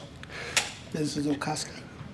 Mr. Chair, I would like to have Chief Academic Officer, Mrs. Okonski, and our Interim Chief of Schools, Ms. Laura Williams, to come forward to give you a very high-level update on our schools that are academically unacceptable. I know that many of you have probably seen in the recent news that our Superintendent Brumley mentioned that there may be a possibility of the resurrection of RSD, which is schools takeover. We have several schools in our portfolio that are listed as academically unacceptable. Many of you are probably accustomed to some of the current intervention labels, such as comprehensive intervention required, but academically unacceptable has been written in state policy and it's never went away. So we have 2 schools that are eligible for transfer into the RSD, but today we just want to provide you a high-level detail of what our plan is. Early on with my appointment in January, and prior to January, I had conversation with board leadership, and I shared with them that there were several schools that needed, and I used the metaphor or phrase, IEP, individual plans. So we do have some schools that we do need to write plans for to send to the state. And so, Ms. Okonski, if you will start, we will put the presentation up. Thank you. Thank you, Mr. Smith. Pardon me, those 2 schools, is that Captain Middle and Park Forest? Yes, they are listed in the presentation. Okay. Thank you, Mr. Smith, and good evening, everyone. And I'm still Andrea and still accountability. No changes there. But I'm going to preface tonight's conversation with, you'll eventually I'll tag off to Ms. Williams, but representing the Accountability Department, we wanted to preface this conversation with what accountability policy says about this issue, and then look at some data sets pertinent to it. So Bulletin 111 is basically the accountability Bible in the state of Louisiana. Everything in accountability world originates here and ends here. And in chapter 1601 is where you will find the definition and the terms of the words academically unacceptable status. And simply put, a school that is in academically unacceptable status has an F rating. That's the definition. It has a F rating. You'll notice that the label always has a number behind it. That means the consecutive year that the school has earned that rating. So, if a school is an F for 2 consecutive years, it's AUS 2. If it continues down that path, it becomes AUS 3, and so forth. But let's say an AUS 2 or 3 school earns a D the next year. They lose the label. But then let's say the year thereafter, they go back to an F. It starts over again as a 1. So that's how policy outlines it. When we're looking at these data sets, it's important to be reminded of the grading scales that are in current policy by the Louisiana Department of Education. That first column reflects those SPS scores that were awarded last fall. Notice, if you look across these 3 charts here, the F status does not change. Okay, the threshold for F does not change, but the A, B, C, and D letter grades increase by 5 points this upcoming year, and then again the year after, according to current policy as it's written now. All right, so what does policy say the sanctions would be for an AUS school or one who progresses down that pathway of consecutive years of AUS status? For each academically unacceptable school operating under the jurisdiction of any city, parish, or other local public school board, the school's LEA shall be required to develop a reconstitution plan, to develop the goals, strategies, and interventions that will be used to address the challenges of each academically unacceptable school as provided for in the table below. So if you look at the progression here, a school in its first year of AUS status, the initial year it's owned an F, is required to provide an evidence-based intervention plan. It's supposed to be submitted by the LEA to the Louisiana Department of Education. In year 2 of consecutive AUS status, evidence-based interventions with adjustments as needed. Once the Louisiana Department of Education receives that plan, they can refer that plan in year 2 to BESI. In years 3, 4, and thereafter, the plan requires BESI approval. If you notice in that last row there, AUS 4 and beyond is where the RSD conversation comes into place. Now, before I move off of this slide, some of you may be looking at it and say, well, Andrea got happy with that paint bucket in PowerPoint. It's supposed to be a companion slide to the next one. You'll notice the colors align. So the following chart represents the schools that are currently in AUS status. You can match the color code to their current intervention label. As we noted a few minutes ago, there are 2 that would be eligible for that RSD conversation. That would be Park Forest Middle and Capitol Middle. This list represents 15 within the LEA. It should be noted that only of the 15, 11 are currently direct run. 4 are Type 1 charter schools. The 5th, or the outlier here, is J.K. Haynes. J.K. Haynes came back under the umbrella as a direct-run school this last year, but Mr. Smith and I were able to confirm in writing from the Louisiana Department of Education in the last few weeks that accountability, I will quote them, was not interrupted, meaning the label will carry over into this testing cycle. So we're going to narrow the focus tonight on the 2 that are eligible for the RSD conversation. This slide will talk you through the school performance scores of the last 6 or so years. I want to point out, you'll notice some interruptions here. If we start at the bottom, we skip from 2016 to 2018. 2017, the district received a flood waiver and scores stood still. So no new score was reported publicly then. And then again in 2020 was the COVID year. There was no score. It should also be noted that in 21, it was a simulated score and sanctions froze. So AUS labels did not change that year. They carried over. Everyone got a carryover or a hold year at that point.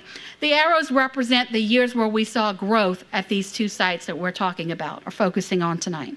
And again, your point values for your grading scale are along the bottom.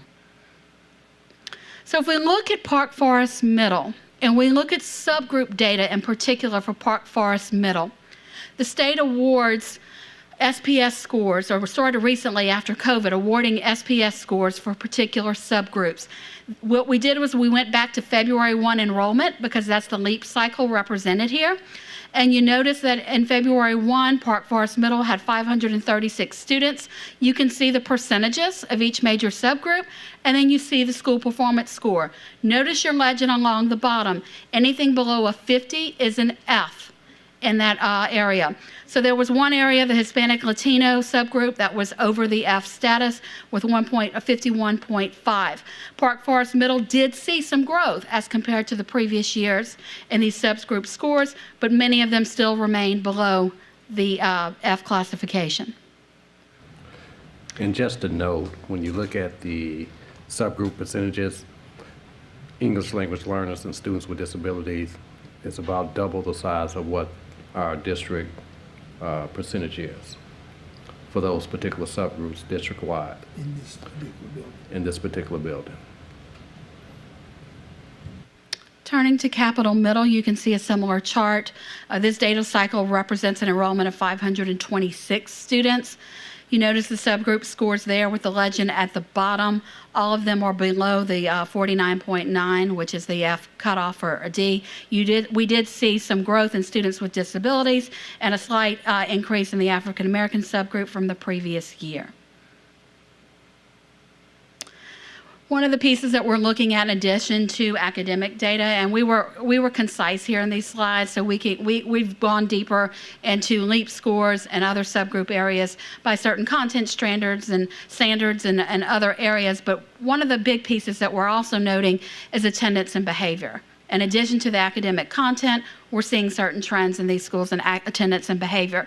And so if we follow along this chart, you'll see that there's an attendance column, an alternative suspension rate column, and a mobility rate column, okay?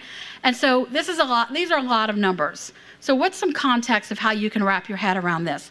So let me just give you some frame of reference here. On the first row where it says current for attendance rate, out of the same data set that was used to populate this, the district average was 92%. So while the district average for attendance rate was 92%, Capitol Middle was at 80%, and Park Forest Middle was at 85%. During the years that we're looking at here, the district ranged between 92 and 94% average overall. Moving on to the suspension rates. The same data set as the current, the district is at around 22%. Over the years covered and represented here, the district fluctuated between 18 and 22, but I am taking out that COVID year. That was the awkward year. It went down to 7. But in all the other years, it stayed between 18 and 22. Noting there that at Capitol Middle, it's currently at 48, and at Park Forest, it's currently at 42. Student mobility is something that we see that is an outlier at these two sites, as well as compared to district averages. Right now, if we look at current data, the district is at 48%, where Capitol Middle is at 147.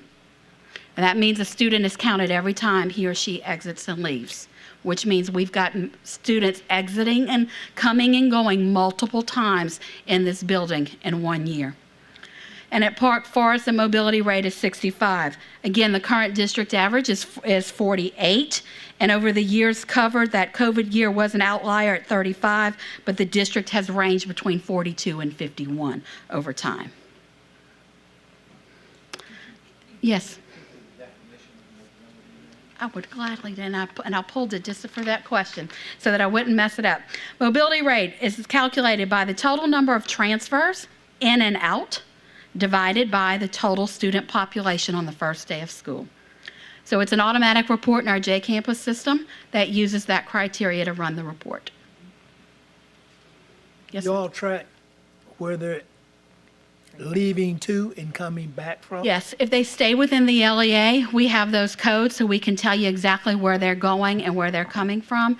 If it is not a school with the LEA, then it'll have a code that says out of district. And I have a question. Go ahead. These numbers, and of course they're high with the mobility rate.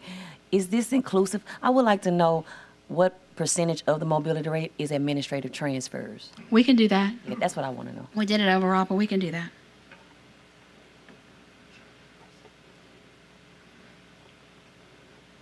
All of them have a code, so it's just pulling the code. Mm-hmm. Okay, so that concludes the data portion. I'll stay back in case there are any additional questions as Ms. Williams talks, but I'm going to turn it over to Chief of Schools, Ms. Laura Williams, to talk about the actual plans. Good evening. As Mr. Smith stated, we have done plans for many years. This is my first time before you, but I am a lifelong educator in EBR. I've written plans. The difference between the plans that we're proposing to go forward with in the upcoming year than the plans that we've written in the past is we're not doing them in isolation. As a school leader, you sat with your school improvement team. Federal programs may have been at the table, but the departments that support those subgroups were not. So what we started doing, the first step we've taken into writing the plans is bringing the department heads together, showing the data to them, sharing the data, and asking them, what can we do differently? Because we've been doing the same thing for a very long time. So we're looking for innovative ways to change our practices. The plan is divided into 2 transformational practices. And the first practice is leadership and professional collaboration. That would involve several different departments that are listed: school improvement and leadership, NIT. We currently are working with NIT through the LDOE. It is a partnership. They have been in our district for about 2 years now. The Office of Human Resources, leadership development and school improvement, professional development, and accountability.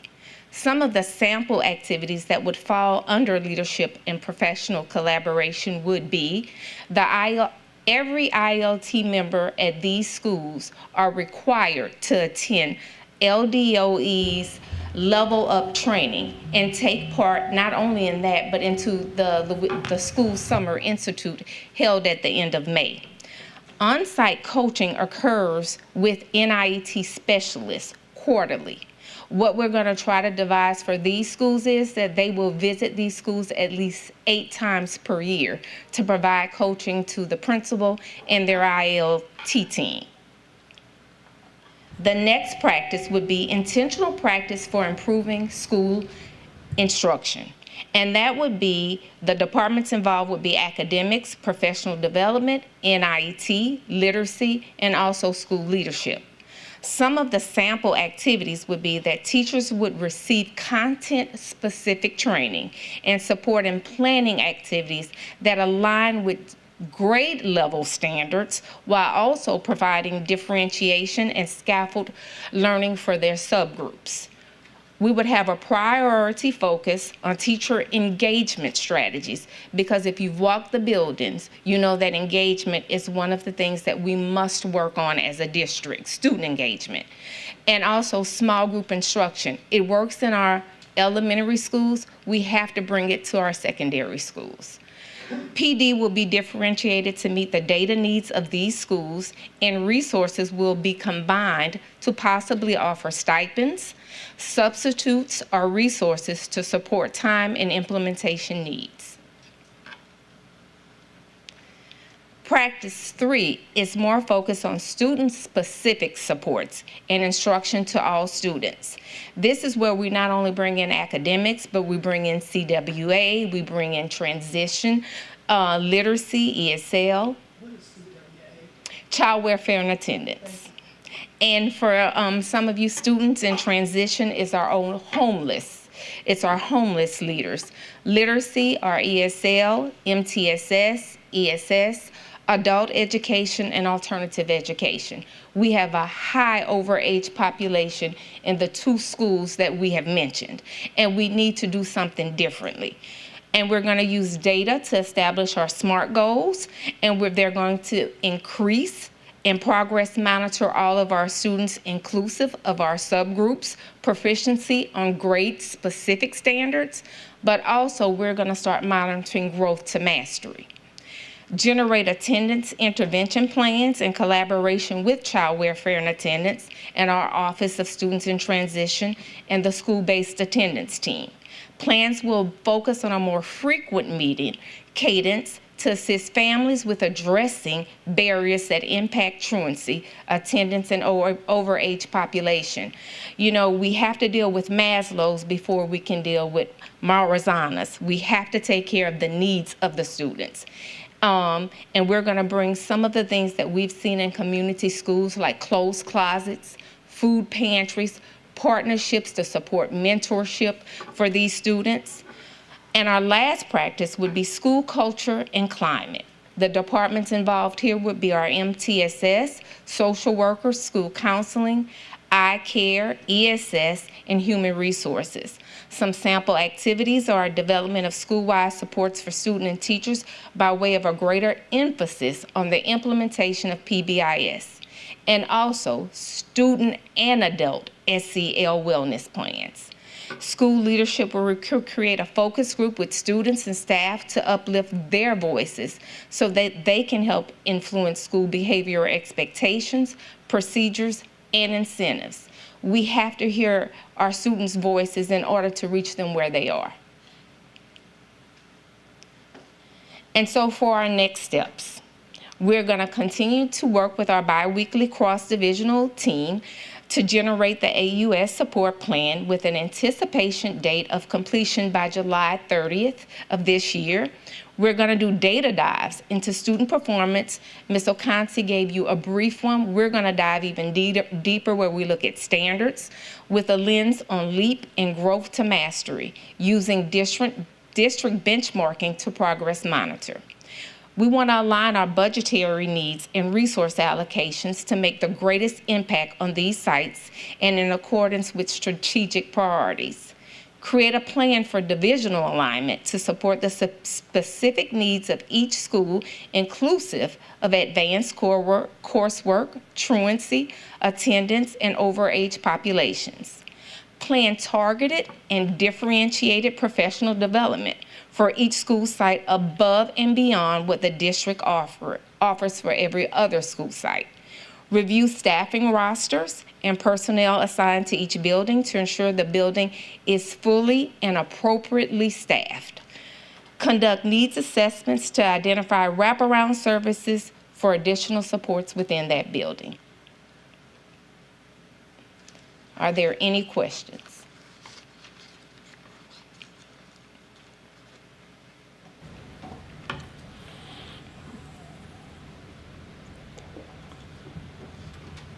Any comments, board comments? Mr. Russ? Thank you. I'm going to take a cue from you, Coach Lewis, and I'm going to get on a soapbox. But I'm not going to pick on anybody in particular, right? We have some presenters giving us the picture here, but you know, I'm going to call a spade a spade. We've got two schools that have been an F for multiple years, and ostensibly we have not done anything significant until the state held us accountable. And we wonder why, as a school district, they're reviving the RSD because school districts fail to do anything about F-rated schools. There's one here that has been an F longer than I have a child that's been alive. I don't even have words for how terrible I feel about the families, what, about 1,000 kids in these two schools. What I would like to know, Ms. Okonski, if you could get this back to us. I know you probably don't have this now, but I would like to know how these two particular schools are resourced. Leave it to you guys to give it to us in a way that will best demonstrate in a way that we can understand whether that's per student in comparison to highly rated schools, or per school, or staffing, or whatever metrics are appropriate to help us understand what the historical resources have been in these schools. Because I can't tell you in a vacuum, have we under-resourced, have we over-resourced these schools? What I would love to hear about as well is, while I appreciate the plan that you've just delivered, my experience in research on turning around schools, public schools in particular, has shown that it takes a while, takes years. It also takes very significant changes in staffing. And I don't know the plans there, and that may not be something that you want to talk about at a board meeting.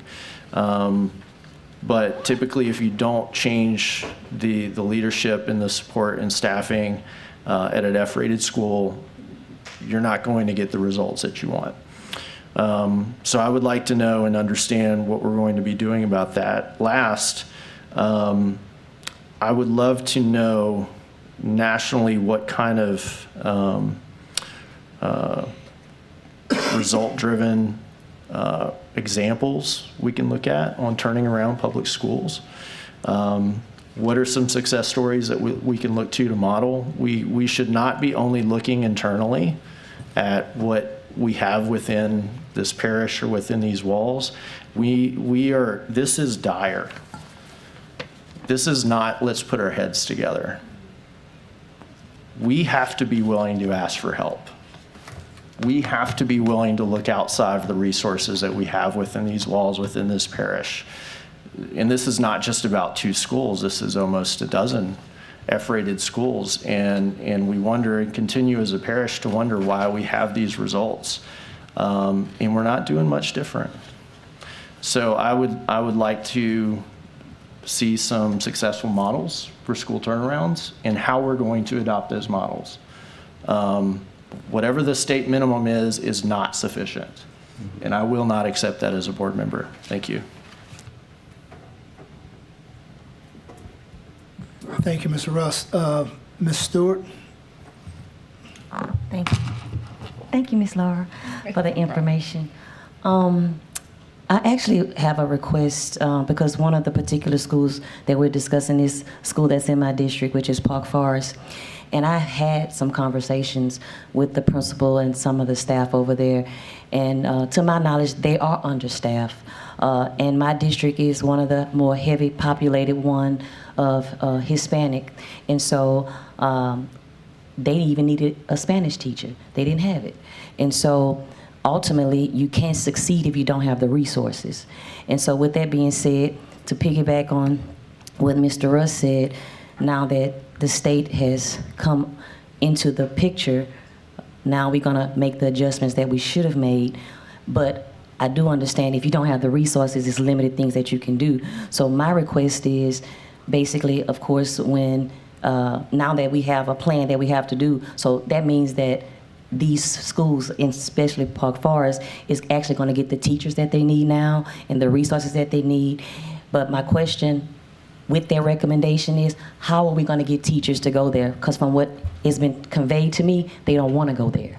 So if they don't want to go there, you can't make them go there. So how do we get the resources and the bodies in the schools that are underperforming, that are failing? What's the plan for that? Because I love this plan, but that plan doesn't identify how you get the bodies over there to get the work done that you want to do to get the students where they need to be. You got 3 minutes? You done? You got 3 minutes? Okay. Mr. Gode? Thank you. Piggybacking on a few of the comments of others, some of the data I would like to see in addition to what's been presented here is I would like to see some information on staffing, and particularly I'd like to see the teacher turnover rate for several years at that school, the teacher attendance rate for several years at that school. Which school, Mike? Both of them. Well, okay, you said school. Schools, I'm sorry. Put an S on there, please. Schools. Okay. And in particular, I'd like to see the years of experience metric for that. And I don't want just average, because I could have several with 40 years and several with 2 years, and I get an average of 21, and that's not an accurate picture, okay? And I'm only smiling because I've already asked for that from the Office of Human Resources, and they have provided some of that information. Good. And then I'd also like to see what has been the administrative structure, who's been the principal for the last 6 years, or 5 years or whatever. I'm not going to be, but principal, assistant principals and stuff like that, so we can see that. Also, because I think that's one of the key things, and my colleagues have talked some about that. The other thing is, nothing has been talked about in any of these plans about mobility. And to me, you know, the mobility rate that we have in these schools is astounding and very high compared to the rest of the thing. Are there any things that we can do about the mobility rate? Let me just give you an example, and this might be idiotic, but it's just an example. A child comes in midway through the year, his family moves, so he's going to have to move to another school. We bus people all over the city. Could we bus him to the same school even though his family has moved so he doesn't have to change school? We call that remain after stay. Yeah. So, yeah, we can remain after stay. We can bus. You know, unless we address that mobility issue, because I look at the score as an F for, I want to take, which one was it? The Capital Matter. They had 100 and something %. How can you even get an SPS score? The kids you have at the end of the year aren't even the same kids you started with. And so, I mean, you know, so yeah, I mean, the building, and one of the other things I look at Capital Middle, they've lost 150 students over the last 2 years. They were running about 550 or plus, and now they're at under 430. And so, you know, I think that this is more than just academics of how you have to go about attacking this, because until you get the attendance up, until you cut down the mobility and some of those things, you'll never change this, because they can be the best teachers in the world, but if they only had the kid for 2 months before the LEAP test, I mean, what are they going to do? I mean, it's not, it's part of where accountability falls down. I'm not going to attack accountability because I don't have a better answer, but it's part of where it falls down in that. So I'd like to see us do some things about if there's anything we can do to address the mobility side of it. Let me chime in and help you, Mr. Gode. Well, that was something that I was talking to Interim Superintendent Smith about, and ultimately, which is a battling thing, I guess, that we as a district are dealing with, but that also calls for us possibly to do some type of collaboration, like maybe like with the city, like the mayor's office, because that's a collaboration with the families and the, parents and things like that. So I understand that it's difficult for us to try to do something about the mobility rate, but just kind of thinking out loud, I think that's some outreach that needs to be done with the school district and other entities to try to help that whole mobility issue, because a lot of the times our kids are dealing with things that their parents have going on, which ultimately affects them getting to school, being at school, coming to school, and a lot of things like that. So I just wanted to interrupt that because that's something that we were talking about, and I do understand that it's only so much that we can do, but that's a joint effort that we possibly need to look into in collaboration with other entities around the city in helping us with the schools and children with the mobility rate. That's all I want to say. Thank you. I reclaim my time.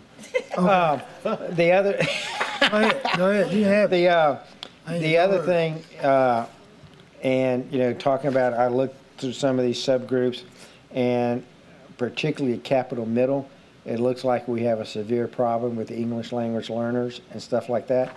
And so I think as we go through this, we have the comprehensive staffing model that's used, but in particular for these schools, I'd like to be clearly spelled out in the budget, because the budget's supposed to be our expression of our focus and our strategic plan, clearly spelled out, like at Capital Middle, for example, what staffing will they have above the staffing formula in order to address these issues?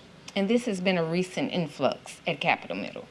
I understand. I get it. I understand. But it's here. And then going back to what Mr. Rust was saying earlier, I'd like to see us reach out and provide some data to the board about, we do belong to the Council of Great City Schools.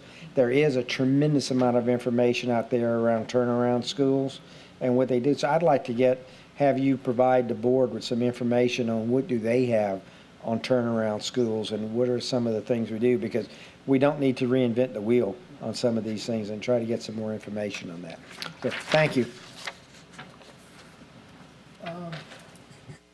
Ms. Sule, I'm a pass and come back with you. You can go if you like. Mine's actually pushed for Miss Carla Pavlou-Lewis. She's right here.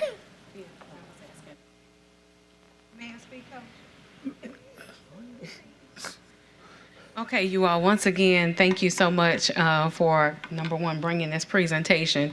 Number two, this is only my second time in my life standing right here, so I'm trying to follow directions. I know me and Coach talked about sitting in the audience when we're not on a particular committee, so here I am. One of the things I wanted to share was, just as you mentioned, Mr. Russ, about the fact that some of these schools have been in a level of failure for an extreme amount of time.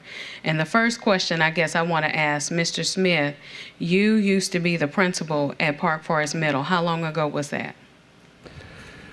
When was Katrina? 2005. Yeah.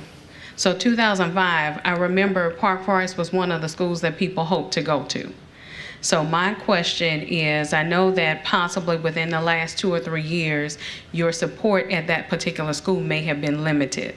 But of course, when we're in this state of mind, my hope is that, we would be able to lean on some of your expertise to be able to assist with the administration at that particular school. Well, I will throw out there, if you look at the 2 subgroups that did improve, it was direct under my supervision, which was the students with disabilities.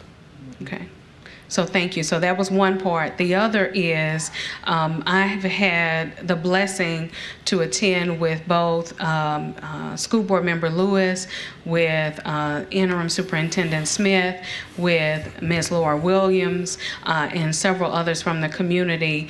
We had the opportunity through the NEA Foundation to get a chance to visit with some other groups in regards to the community schools model. And within that, you all, I will say the last visit that we had, the first was in Mississippi, the last visit was in Grand Rapids, Michigan. And what was brought to the light is that in schools such as this, before you can teach a student anything, you have to meet their survival needs, because there's some things going on at home, just as Ms. Stewart mentioned, that allow them to come to school in a state of mind where they're not really interested in learning anything, because they might be hungry, they might be dirty, they may not have a home to go to, they may not have parents there. And so what we got a chance to see was literally astounding, with the fact that all the needs within a community school model allows for those needs to be met on the school campus. That if you can get the child to the school, there's a dentist's office, there's a clinic there, there's a clothes closet there, there's also a food pantry there, so that when they get ready to leave, that they can literally just go into this space and check off, I'm picking up these items to take to my house. And so with that in mind, it allows the child to be ready to learn. It even allows, in some cases, for the parents to be able to come and receive what they need. I've recently heard some mention that maybe what we need to do is close these schools. But if we close them, then they're going to end up at somebody else's school. So just to give you an example, my third year of teaching, I found myself at Glen Oaks Middle because Central Middle had pulled out of the district. When they pulled out of the district, I decided that I wanted to stay with EBR. Glen Oaks Middle at that point was going into corrective action. They had all of the employees there had to reapply for their job. They reapplied for their job at Glen Oaks Middle, they got a whole new staff, and still in a year they closed. Because the needs of those students in that community were not met. Kids come to school and fight. Kids get involved in violent situations because the needs at their home is not met. It's just like saying, if I'm going to come to work and I'm going through some serious issues at my job, my mindset will not be in the right place to do anything on my job. And it's the same thing with our kids. What we're seeing a lot of is kids come into public schools, their parents have them there, they commit an infraction, they end up being recommended for expulsion, the parent pulls them out, they take them to a charter school, the child goes to the charter school, their needs at home are still not met, they commit another infraction, the charter school puts them out, they bring them back. That's where the mobility numbers come from. So I just hope that we will have the opportunity, and this is one of the questions that I have asked Mr. Smith, I have talked to Mr. Lewis about, Ms. Stewart, I know we'll get a chance to talk about this as well, is that I would love for us to try this community schools model, at least at these two schools that could possibly be on the slate for being taken over. I think that we have a real opportunity to affect change with a mindset difference of meeting the needs of the families in these areas. And when we do that, we'll begin to see kids that are ready to learn. So thank you. Thank you, Madam President Powell. I'll put myself in the queue. I've sat up here for almost going on 2 years, and I've talked about Capitol Middle nearly every single opportunity I've had. It can be turned around because it's happened before, but that was a lifetime ago. After the pandemic, education in this world would never be the same. In this district, it would never be the same. And understand this, Capitol Middle has been on this trajectory, and so is Park Forest. Do y'all think it's an accident that one school has been an F+ for 6 years and one's been 4? It ain't an accident. They designed they're functioning just the way they're designed to function. IBM functions the way it's designed to function. Honeywell functions the way it's designed to function. First Baptist Church of Baton Rouge functions the way it's designed to function. These schools have become dumping grounds for kids that nobody wanted in their school.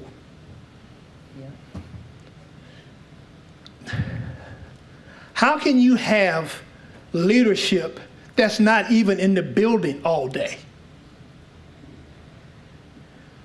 I'm on the phone day before yesterday with a grandmother whose son, and I sent you the video, got jumped on twice, beat up twice. The grandmother, now here's a kid, Ms. Powell, that fit the description, would be the poster child for the people you just got through talking about. Mother didn't know any better, put him into a non-certified home school. Kid's been sitting up in there since April. Guess what? It ain't even certified school. At Capitol Middle.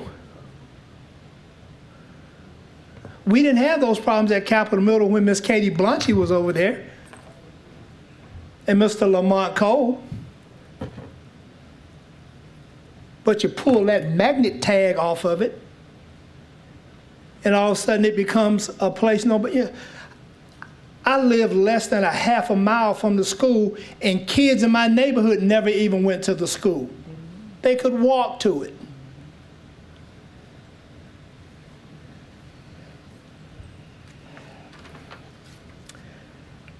Suspension, 48% suspension rate? 54%?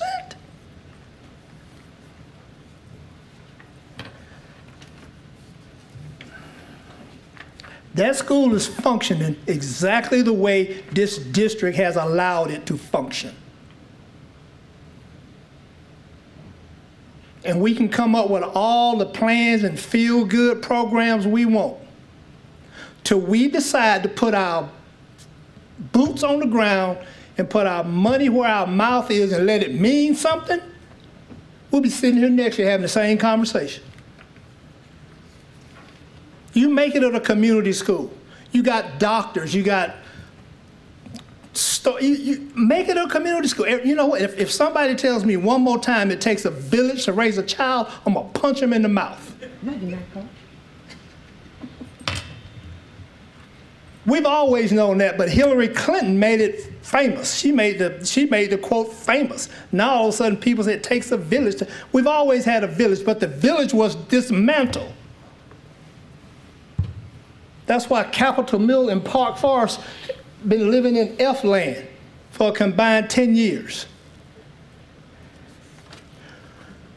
We have got to get our arms wrapped around what we're doing.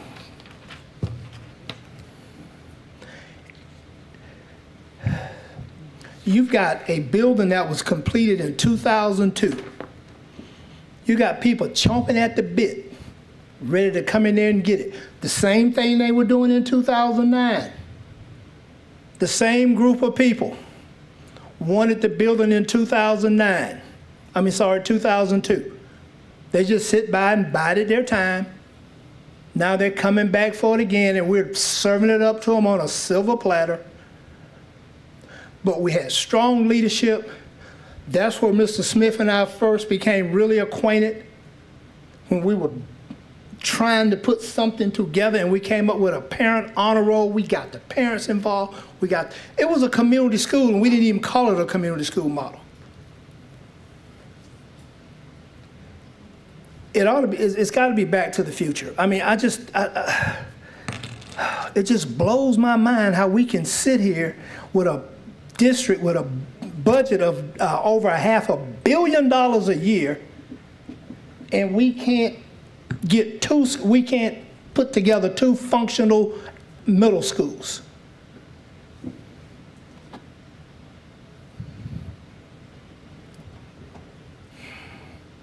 I hope this plan works. I hope it works. Because a lot of stuff we saying in here, even what I'm saying sounds good. What y'all saying sounds good too. But, I mean, what about ANET data? We sit here last year and talked about all this money we spending on ANET. Heck, ANET should have told us a year ago, 2 years ago, that we were heading down this path. What happened to all the great ANET data? All the money, $130 million we spent during COVID, all that COVID money. Where, all the, I see the scores going up at Sherwood, Magnet Middle. I see the scores going up all over the district. They got teachers. I sit right out there in 2016 and saw this board take back over $400,000 worth of incentive money to get teachers to leave to go to other schools, and they didn't go. So it ain't like it's a new problem.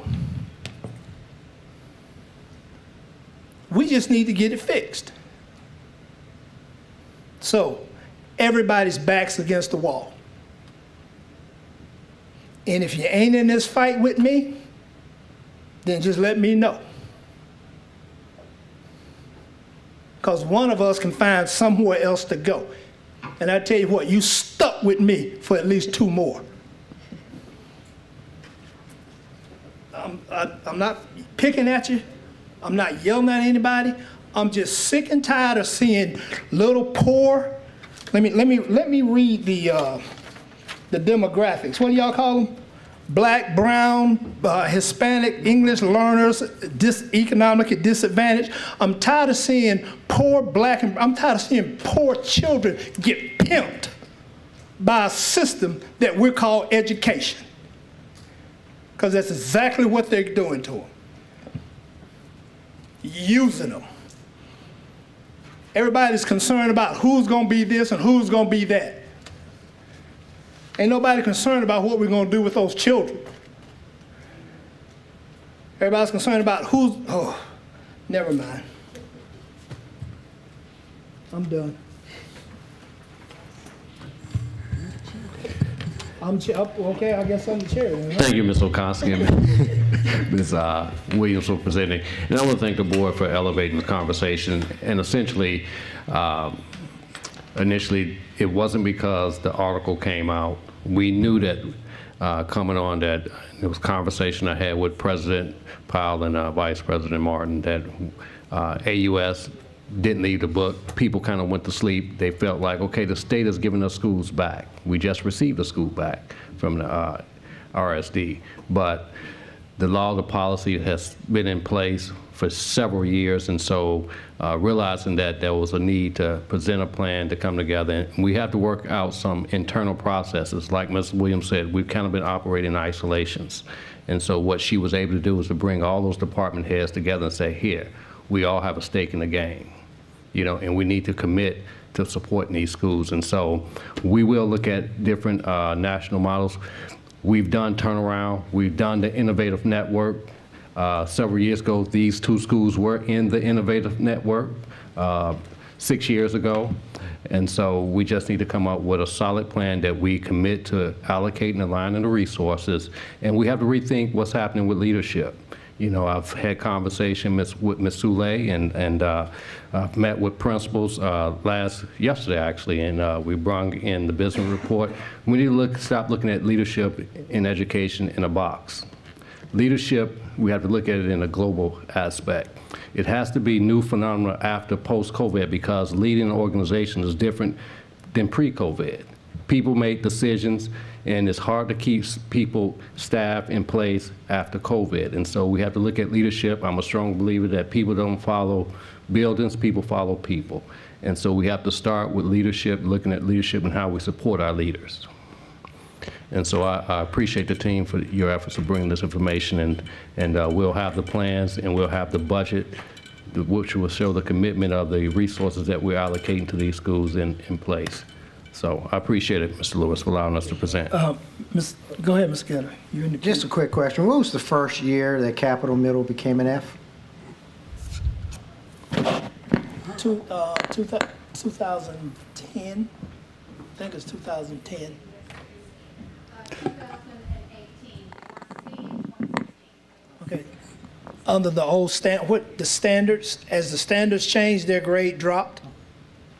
There's another thing, how you going? You got a new SPS formula in 2018. So under the old formula, they were C in 2016, or they were above the F line in 2016.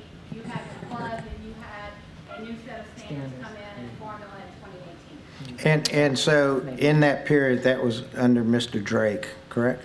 And so who was in charge of high school and middle schools at that time? I was over elementary. Mr. Nikkei? Okay. Yeah. So just the point is, this is something that happened in the past and is ongoing, and we need to change. Yeah. We definitely need to change. Thank you. And to bring some context around Capital, Capital was reconstituted when you were there. We had to change some of the instructional staff, the principal. You worked there with Ms. Jackson at the time, and the district made a commitment. There was an MOU with the state on how we would wrap service around Capital Middle, and you saw the improvement. At one point, they were a C. But what generally happens, unfortunately, as schools begin to make progress, what do we generally do? Take away the resources. We take away the resources, and that's essentially what happened. And then you throw the COVID on top of that. Yeah. And it just snowballs. Snowball down.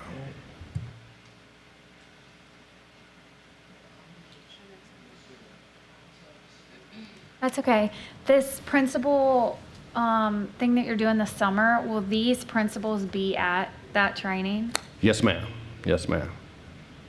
And then my other question was, so with this plan, if, like at that next steps part, when do you come back and see if it's worked? Oh, you're back there, I'm sorry. You're all the way in the back, I'm sorry. Ms. Williams. Wait, I'm sorry, yeah, come on up and tell me. Yeah, I want to know, like, with this plan, this devising the plan, when do you come back and see, okay, these steps worked, we're moving forward with this, or we're not, this isn't working? Within the plan, we're going to have check and balances for each department because we know that what gets monitored gets done. And one of the things that is going to help us to know if the plan is working, we're going to look at the same data we presented to you. We can pull that data bi-monthly, monthly, to see if it is working. We will use whatever benchmark testing that we decide to use next year as for a way to see academically how the students are performing. So when we give the benchmark data, we'll know what standards they're performing on mastery, where we need to intervene. So that will help us on the academic side. But like one of the big problems at the school is truancy. One of the big problems is attendance and truancy.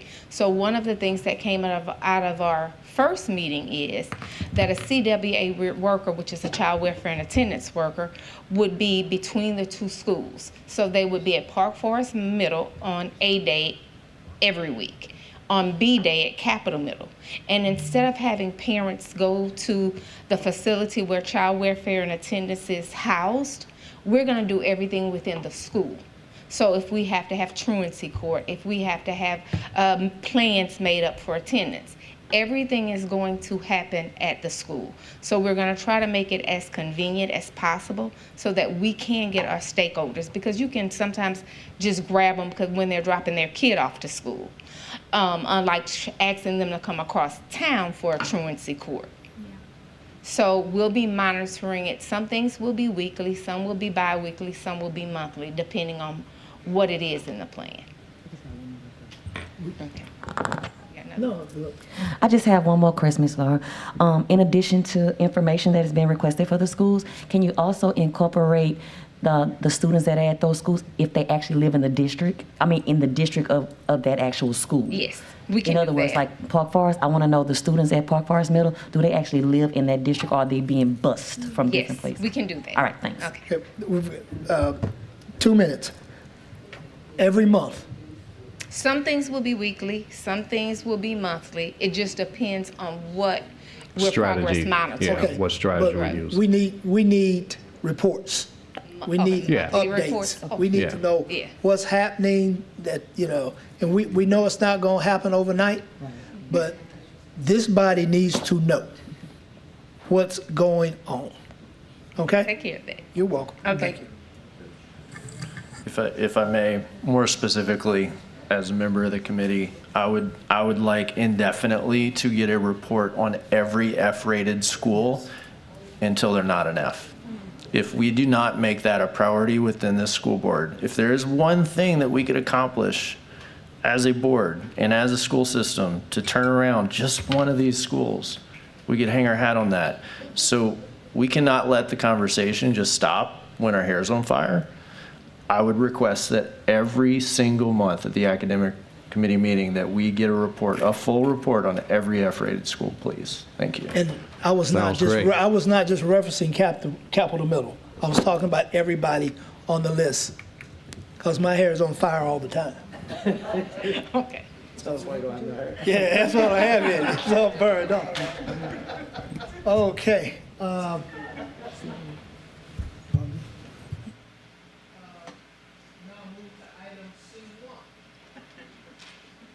I don't really need it. Item C1, professional service contract with varsity tutoring for school, varsity tutors for schools LLC.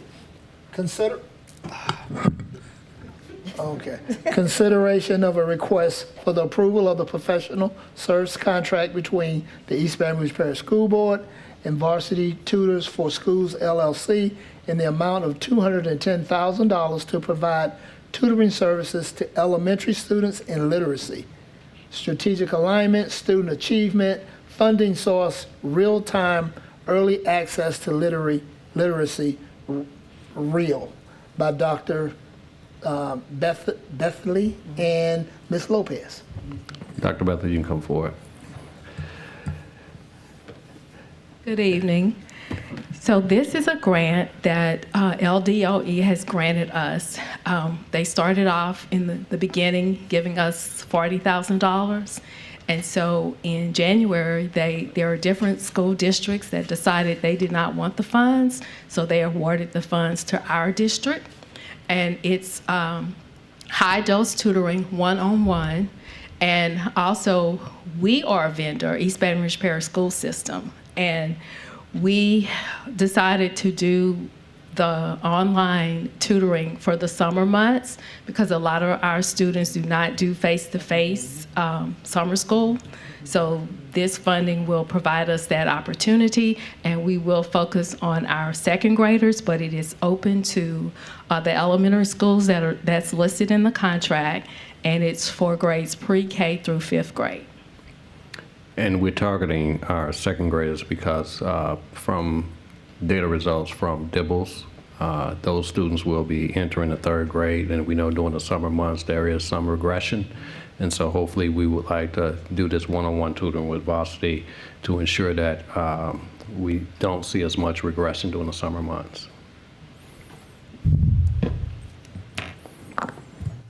Hi, Ms. Bentley. Hi. Okay, I have a question in regards to this, and Ms. Stewart, you're in the queue? I know I'm talking.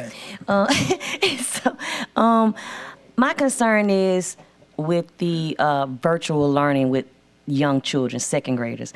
Of course, we've talked about how we had issues during COVID, how they didn't learn quite well, how, they didn't have the, at-home assistance that they may have needed. How have we identified some type of plan on implementing that with the things that we know are conflicts with trying to conduct virtual learning? Okay, so as you remember, when we first started COVID, the ESSER dollars provided Chromebooks for every student in the district. So we're working with our technology department, and the Chromebooks will be assigned to the students that participate. And if they do not have the Wi-Fi connection, we'll make certain provisions like conversing with them to go to, our churches, our libraries, or, So is there any other implementation other than just the virtual Chromebooks that we're going to be doing with those second graders this summer? Is that it? I mean, there is no other interaction but just the Chromebook virtual learning? Well, the tutors are going to meet with the parents, do a schedule.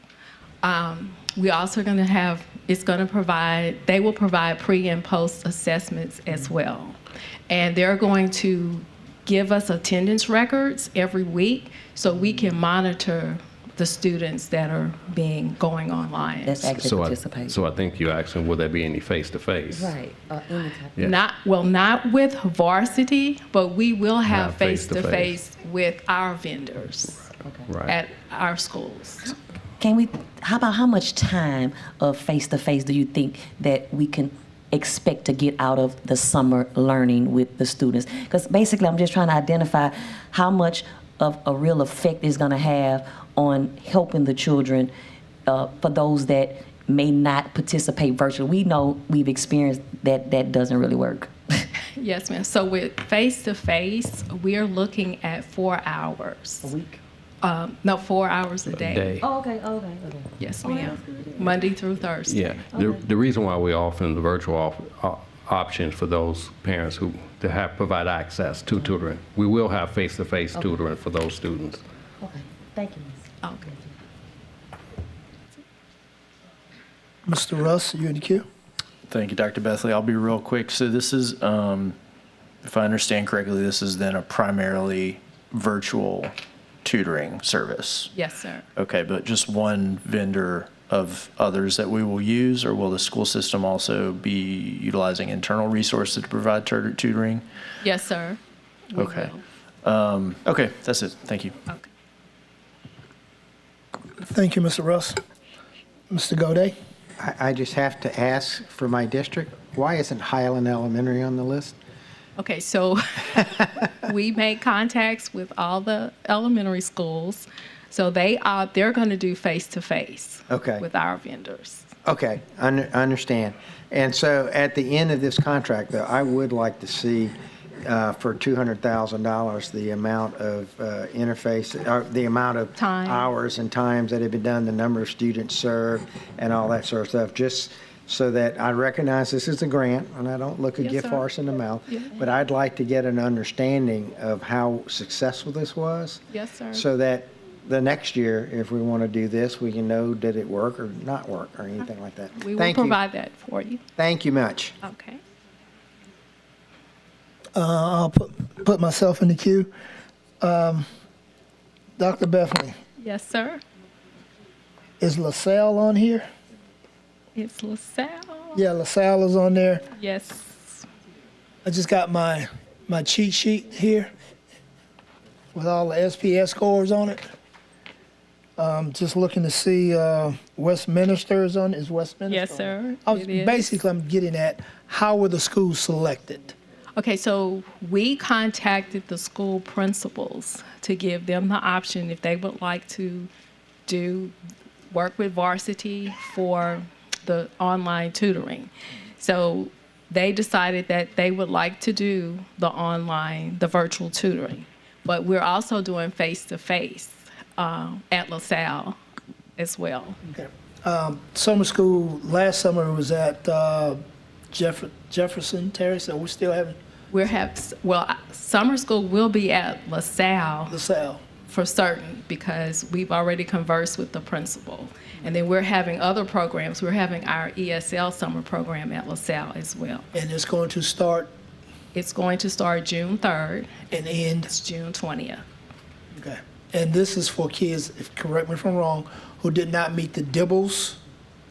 That's going to be the focus, but it's offered for pre-K through 5th grade because this particular grant is for elementary age students.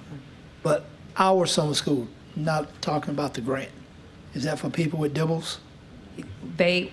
We have a special.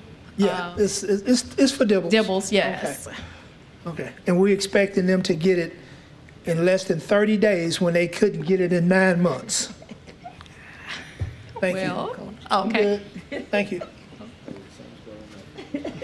I know.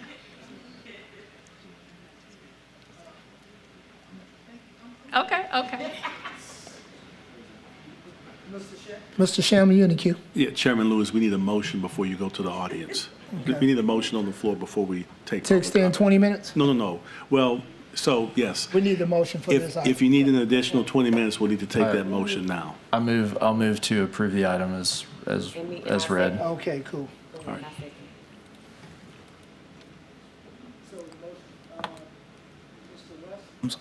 Mr. Russ, and the second by Ms. Stewart. So there's no more public comment board? You'll need to go to the public next, yes. Public comments? Any card? Thank you.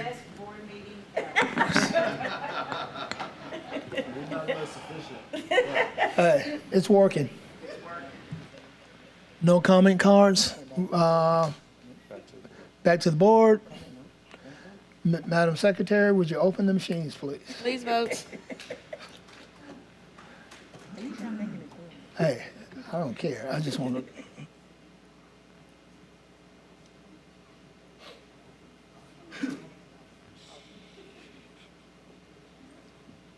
Motion carries.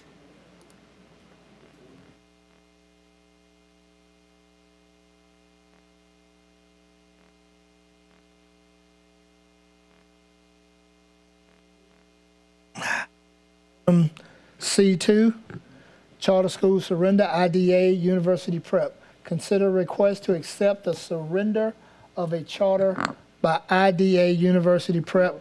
Mr. Shamlin. Can I get a motion? Motion by Ms. Stewart, second by Mr. Russ. Comments from the board? Okay.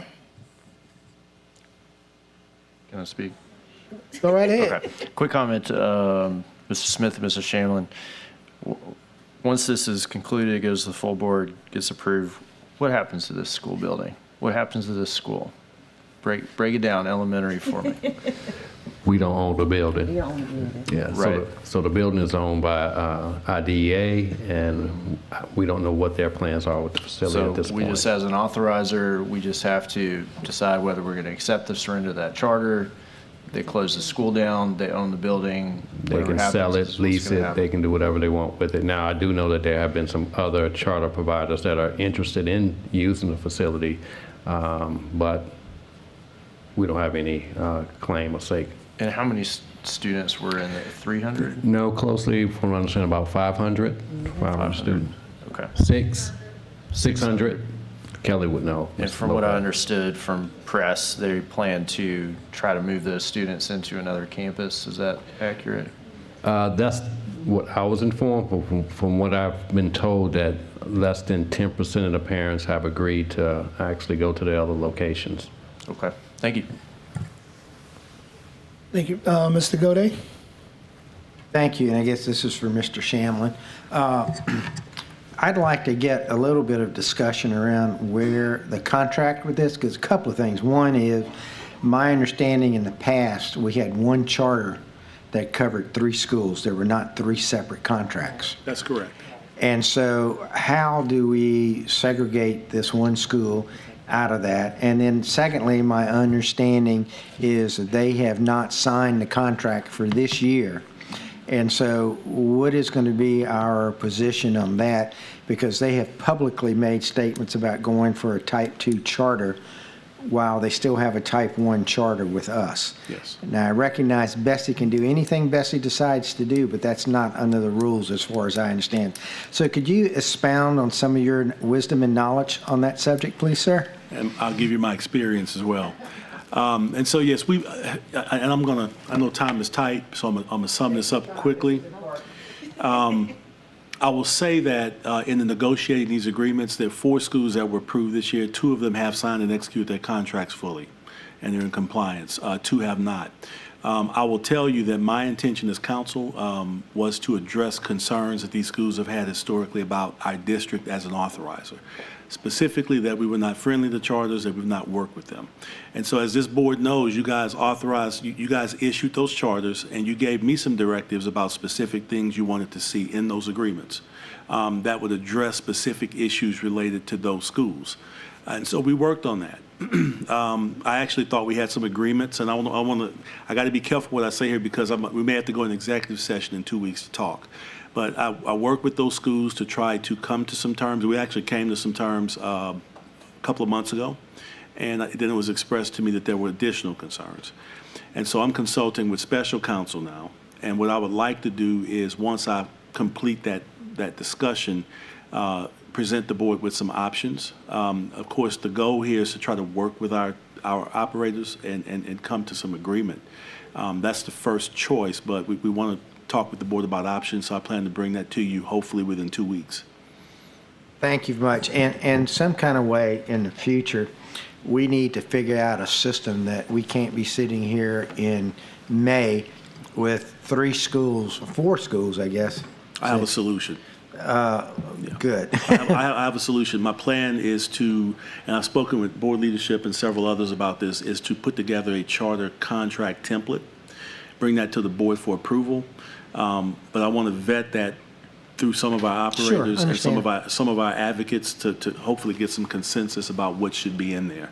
And we're starting some of those conversations, and I hope to have that before the next cycle. So next cycle, we will present them with a template approved by the board, and that is the contract. Because right now, we're in a situation of millions of dollars is being transferred to these entities with no contract in place. And that's just not good practice. Yes, agreed. And so I don't know legally, our hand isn't real strong on some of that stuff legally. I don't know if we can cut funding or whatever, because I understand the money goes to the kids, and I'm not trying to hurt kids or do anything like that, but some kind of way we can't be in this legal quagmire year after year after year. And the goal is to resolve, and the resolve is not to be adversarial. I understand you're doing all you can. Okay, thank you very much for that insight. Any more comments, board? I see no one else in the queue. Public comments. Any comments from the public? No public comments seen. Back to the board. Madam Secretary, please open the machines. Please vote.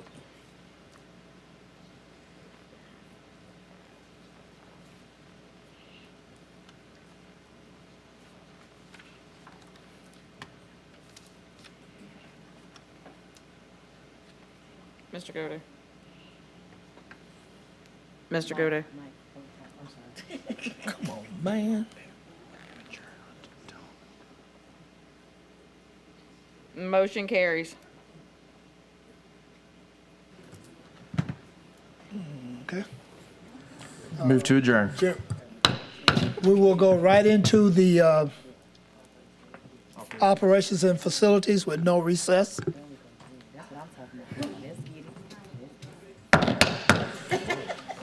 Calling to order the Operations Committee meeting Thursday, May 9th, 2024. If you need to go potty, do it now. Madam Secretary, please call the roll.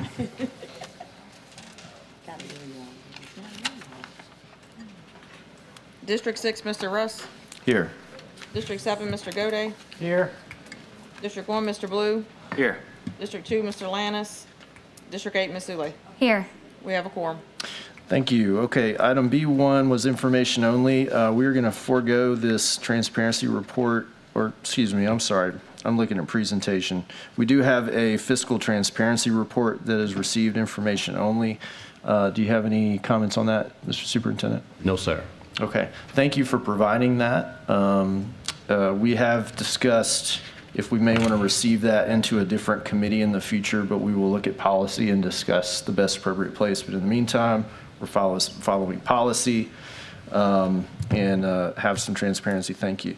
The next item is C1, District Facility Survey Results. I'm going to ask that we forgo that in the interest of time, and perhaps combine that with our presentation for next month, which we'll talk about at a future date. So moving to item D, items for consideration. D1, Memorandum of Understanding, MOU, Healthcare Centers in Schools Incorporated. Consideration of a request for the approval of an MOU between the East Baton Rouge Parish School and Healthcare Centers in Schools Incorporated to provide comprehensive school-based medical and behavioral health care services and provide virtual and mobile health services at mutually agreed upon EBR PSS sites, strategic alignment, operational excellence. Moved by Mr. Goday, second. Can I get a second? Ms. Sule, thank you. Okay, board comment. I'm trying to get to the queue. Mr. Goday. Thank you. Come up to Mike. I always just had a quick question, because this used to be part and parcel of the nursing situation. So how, now that we're going to have our own nurses, what is going to be the interface between our own EBR employed nurses and the health centers and schools? How will that interface work? Okay, so somewhere along the way, they did become somehow intermingled, and they never should have because of the funding sources. So by this, getting our nurses with us and doing this MOU separately, we'll be in the right track. So we already have clinics with other groups, such as Open Health and BRG, and our nurses go to those sites, they provide services, and we have an agreement with the parents to consent to share information. So we'll get a consent.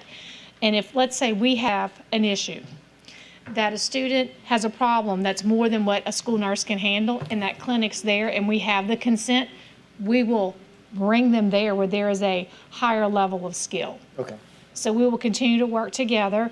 Our Lady of the Lake Health Centers and Schools is really excited to continue working with us in the partnership, and we're going to expand the number of kids they see. And under this arrangement, the health centers and schools, because we just talked about the Medicaid payments, they would get the Medicaid payments for the services they provide, because we're not paying them anything.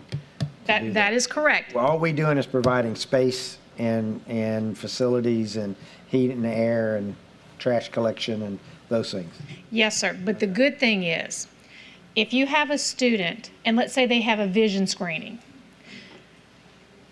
we can give them a vision screening and bill Medicaid. They can go to their doctor or to a clinic and get a vision screening or get glasses and bill Medicaid, because it's two separate pots of money. So we're still bringing in Medicaid dollars. They are also, because it's two separate pots of money. Thank you. Ms. Stewart. Thanks. I just wanted to say thank you, Ms. Dupree, because basically you just kind of connected some things that I was kind of asking earlier about other resources with the medical team. So this kind of adds to that population of extra bodies that I was inquiring about. Remember, I was saying, how do we get extra bodies? Here are your extra bodies.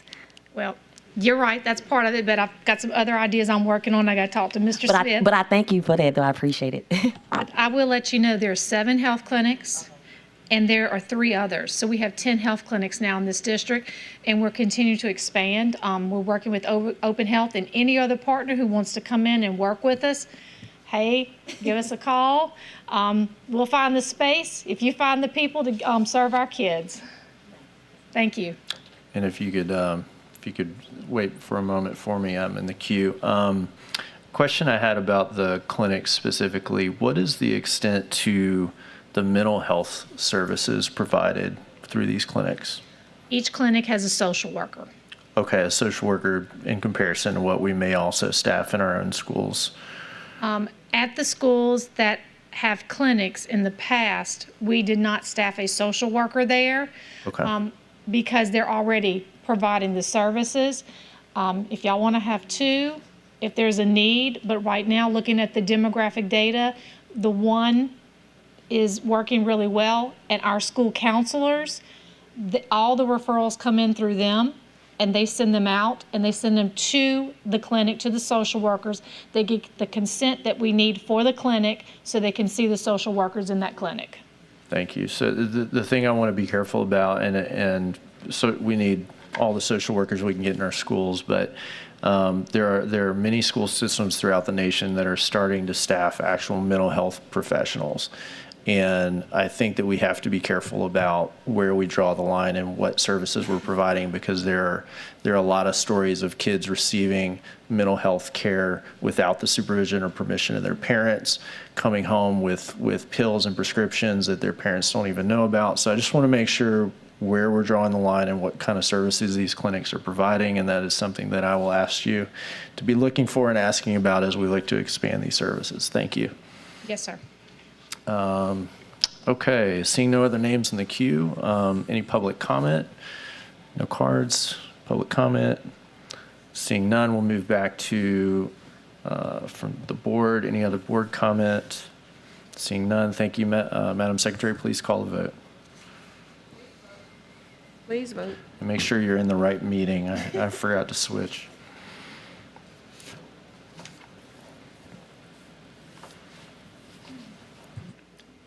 The motion carries.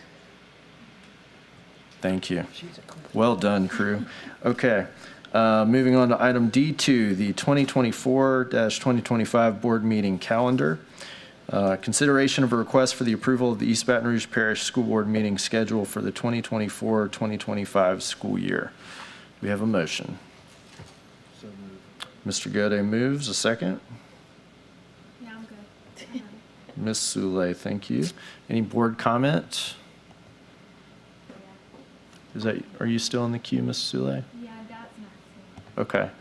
Ms. Powell, President Powell, thank you. I just wanted to share you all with the calendar that is being proposed.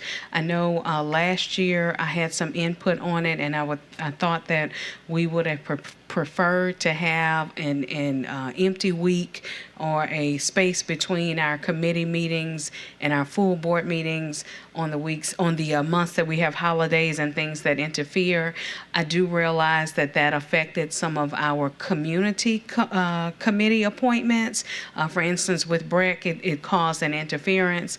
And then also this year, I just wanted to propose that we just stick with whatever the normal schedule is, and if it causes us to have back-to-back meetings, then we deal with that and move forward. So I just wanted to share that. If there needed to be additional conversation, I'm totally open to it. Thank you, President Powell Lewis. Yeah, the issue that we did run into this year with our BREC appointment is that we had, I think it ended up being 4 or maybe 5 meetings that I could not attend because we had school board meetings, and so I have to do my elected position first. And no, that we didn't predict that. I was able to look through our BREC does a little bit different. They do it by calendar year, and so I did at least confirm that through December, with the exception of this month, there's no other conflicts, and I went ahead and I'm going to send this calendar to BREC so that they can plan a little better for us next year because they love to have a quorum. So if there's no other board comments from the public, seeing none, any other board comment? Madam Secretary, please call the vote. Please vote.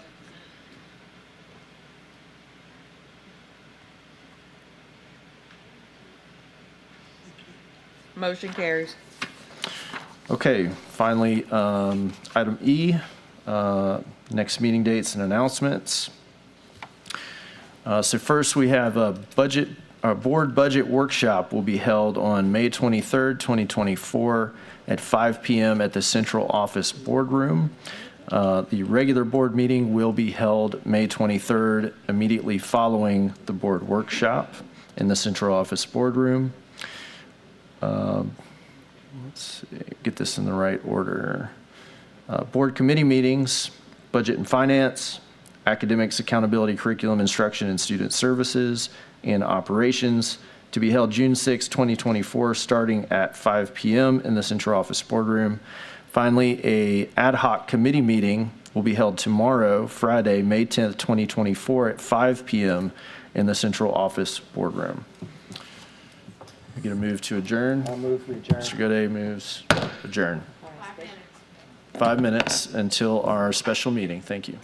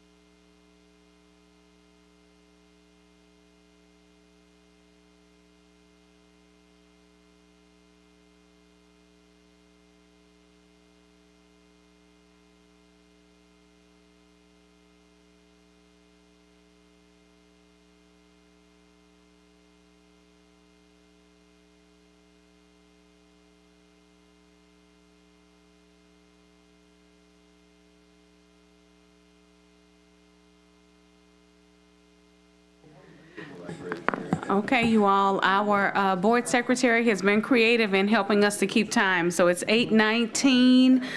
Let's start in 1 minute, because I see some of our board members at the back of the room. Starting in one. Okay. She said that was the 5 minute, and so it is 8:20. All right. Okay, we call this meeting to order. One reminds us that we have to end this at 9. Okay, so we've been reminded by legal counsel that we have to be done by 9. Yes, and my colleague to my left, Ms. Stewart, says we need to be done by 8:25. Okay. Okay, go. All right. Okay, come on. Okay, all right, so today is Thursday, May 9th, 2024. Welcome to our special meeting. This meeting has been called to order. Roll call, Ms. Arman. District 3, President Powell Lewis. Present. District 9, Vice President Martin. Present. District 1, Mr. Blue. Here. District 2, Mr. Lannis. District 4, Ms. Stewart. Present. District 5, Mr. Lewis. Present. District 6, Mr. Russ. Present. District 7, Mr. Gode. Here, just to be different. District 8, Ms. Sule. Here. We have a quorum. Thank you. Item B1, items for consideration. Item number 1, superintendent search firm. Recommended action, consideration of a request to approve a firm or consultant to manage the superintendent search. Is there a motion? And please be specific with what your motion is. Madam President, I'd like to move that we authorize the ad hoc search committee to make a final decision and award a contract at the meeting to be held tomorrow. Okay. I just have I would like to identify the particulars as far as what we as the board would like incorporated into that search. So that's my main concern about it being specified, the particulars of what we're actually looking for. So I need that. Okay, Mr. Shamlin, if you don't mind sharing the suggested scope. I know that that was part of the conversation from the ad hoc committee on yesterday. I have it. Yeah, I have what Mr. Shamlin sent us earlier, if I may. Thank you, Mr. Martin. So the proposed scope. The desired firm would manage the receipt of applications, the processing of applications, the vetting of applicants for qualifications and certifications, background checks on applicants, and a presentation to the board of those applicants. Additionally, the firm will assist the board with the candidate interview process, which shall include arranging and conducting public and stakeholder group meetings with a set of finalist candidates selected by the board. If I may add to this as well, that any of the bids that we receive would be available for view by our members as well. Mr. Gode. Yes, I would just like to ask, since you have that in writing, could we go to the next item and then come back to this while that is copied for us, so we can have a copy of that, so we have a much clearer understanding of what is being done? If there is no objection, I'm willing to agree to that. Yeah, so there's a motion. Okay. So to be proper in our process, we probably need to take a motion to table. Okay. I didn't actually have a second to my motion yet, I don't think, so can we get a? There was no second. Oh, You can withdraw your motion. I'll withdraw my motion till. I'd just like to be able to. No, that makes perfect sense. I'm happy to do that. So I'll withdraw my motion and reassert it at a later time, and the chair can exercise her discretion to move on to the next item. Absolutely. This sounds like just like what we did yesterday. We switched the items up. Okay, so thank you. So let us move to item B2, advertising for the EBR superintendent position. Recommended action, consideration of a request to approve the recommendation of the ad hoc committee to approve the job description for the position of superintendent of EBR PSS and to authorize the president to publish the notice of vacancy and advertisement advertisement with suggested amendments in the official journal as required by law and other platforms as requested by the board, and to authorize staff to prepare an application that aligns with the requirements, and to authorize the electronic digital submission of applications in lieu of the use of a P.O. box. Is there a motion? Yes, ma'am. Okay, it has been moved by Ms. Stewart. Is there a second? It has been seconded by Mr. Russ. Comments from the board at this time?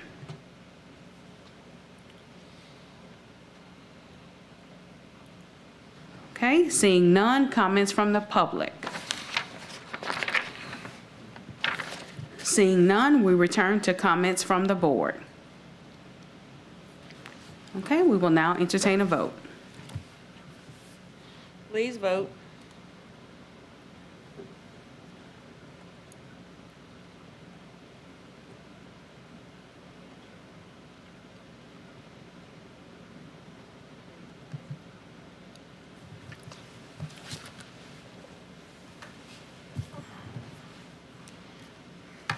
I don't know, is anyone else having any issues? I'm not seeing mine. I voted. I voted. Are you logged into the right meeting? I think so. Let's see. No, you're still in the, you're still in the back. User error. Thank you. Come on, she's coming. Thank y'all so much.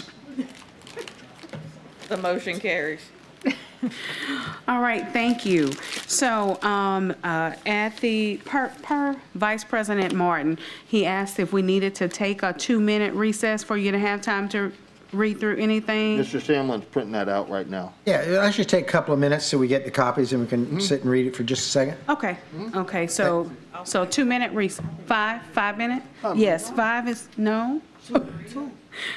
2 minutes. Compromise on 3. Okay, final answer, 3 minutes. It is 8:26 at 8:29. Timer's on. Okay. Timer's on, Thank all you. right. Oh, it's official, and the timer's on. Mr. Shamlin doing the copies? Yeah. I might need to go check on him. Please and thank you.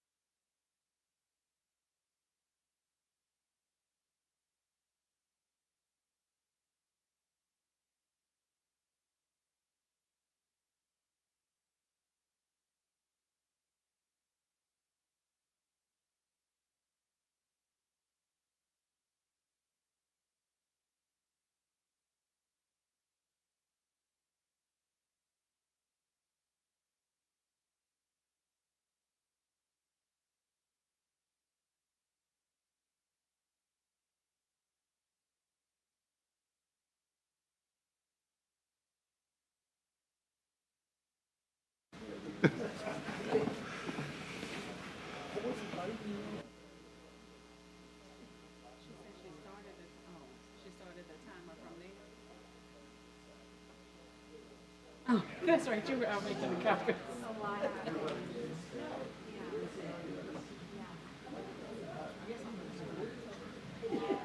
Okay, considering.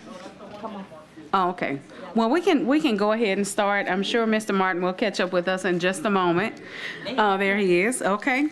So let's return to item B1, items for consideration. Number 1, superintendent search firm. The recommended action is consideration of a request to approve a firm or consultant to manage the superintendent search.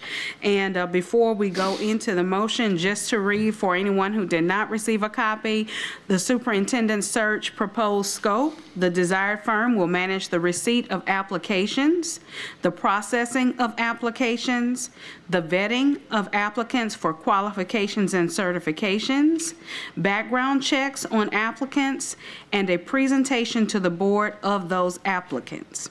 Additionally, the firm will assist the board with the candidate interview process, which shall include arranging and conducting public and stakeholder group meetings with a set of finalist candidates selected by the board.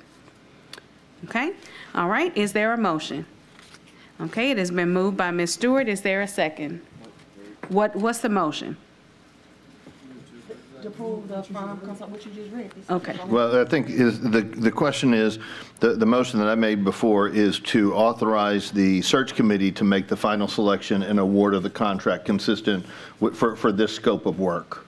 Based off of, well, I mean, that still allows us to review and do all Yes. the report it. I just want to make sure that we still have a say-so prior Well- to them choosing. Well, this is because I'm kind of confused when you say that. okay, so what I'm suggesting in my motion is that the board tonight empower the search committee tomorrow to make the final decision, right? So that we can move forward without any further delay. So that would be the ad hoc search and selection committee to be able to Correct. make that final decision, Yes, ma'am. but still allowing everyone to be able to see all the necessary. Right, and any of the board is welcome to come and participate, and if you really don't like whatever, then we will certainly be amenable to hearing and listening to you on that, right? The only thing is, we wouldn't have to come back and have all of us get together on Monday night to have a formal vote on that. Yes, I just want to assure that all board members have a say in regards to, instead of just the ad hoc committee. That's it. To be fair. Well, I think, But that's what you're saying, though, right? Well, that's what I'm suggesting, that the search committee be empowered to do it. Not that you wouldn't have a voice, but that the vote would be by the search committee tomorrow, and that would be the final decision. The alternative is to have the search committee vet it, make a recommendation to the full board, and then that means the full board has to come back again to I don't mind. have that vote. I don't mind. Do we mind? I mean, think about, this is important. We're talking about a superintendent selection. So we as board members, a little sacrifice is not going to help, hurt us, especially a special meeting to just do that. It shouldn't take long. I mean, I don't want to speak for everybody, but I'm speaking for myself. So, Ms. Stewart, is your motion to say that we will we will consider the approval of a consultant, but we will also, how should we word that, you all? Where she will have to go? If I can.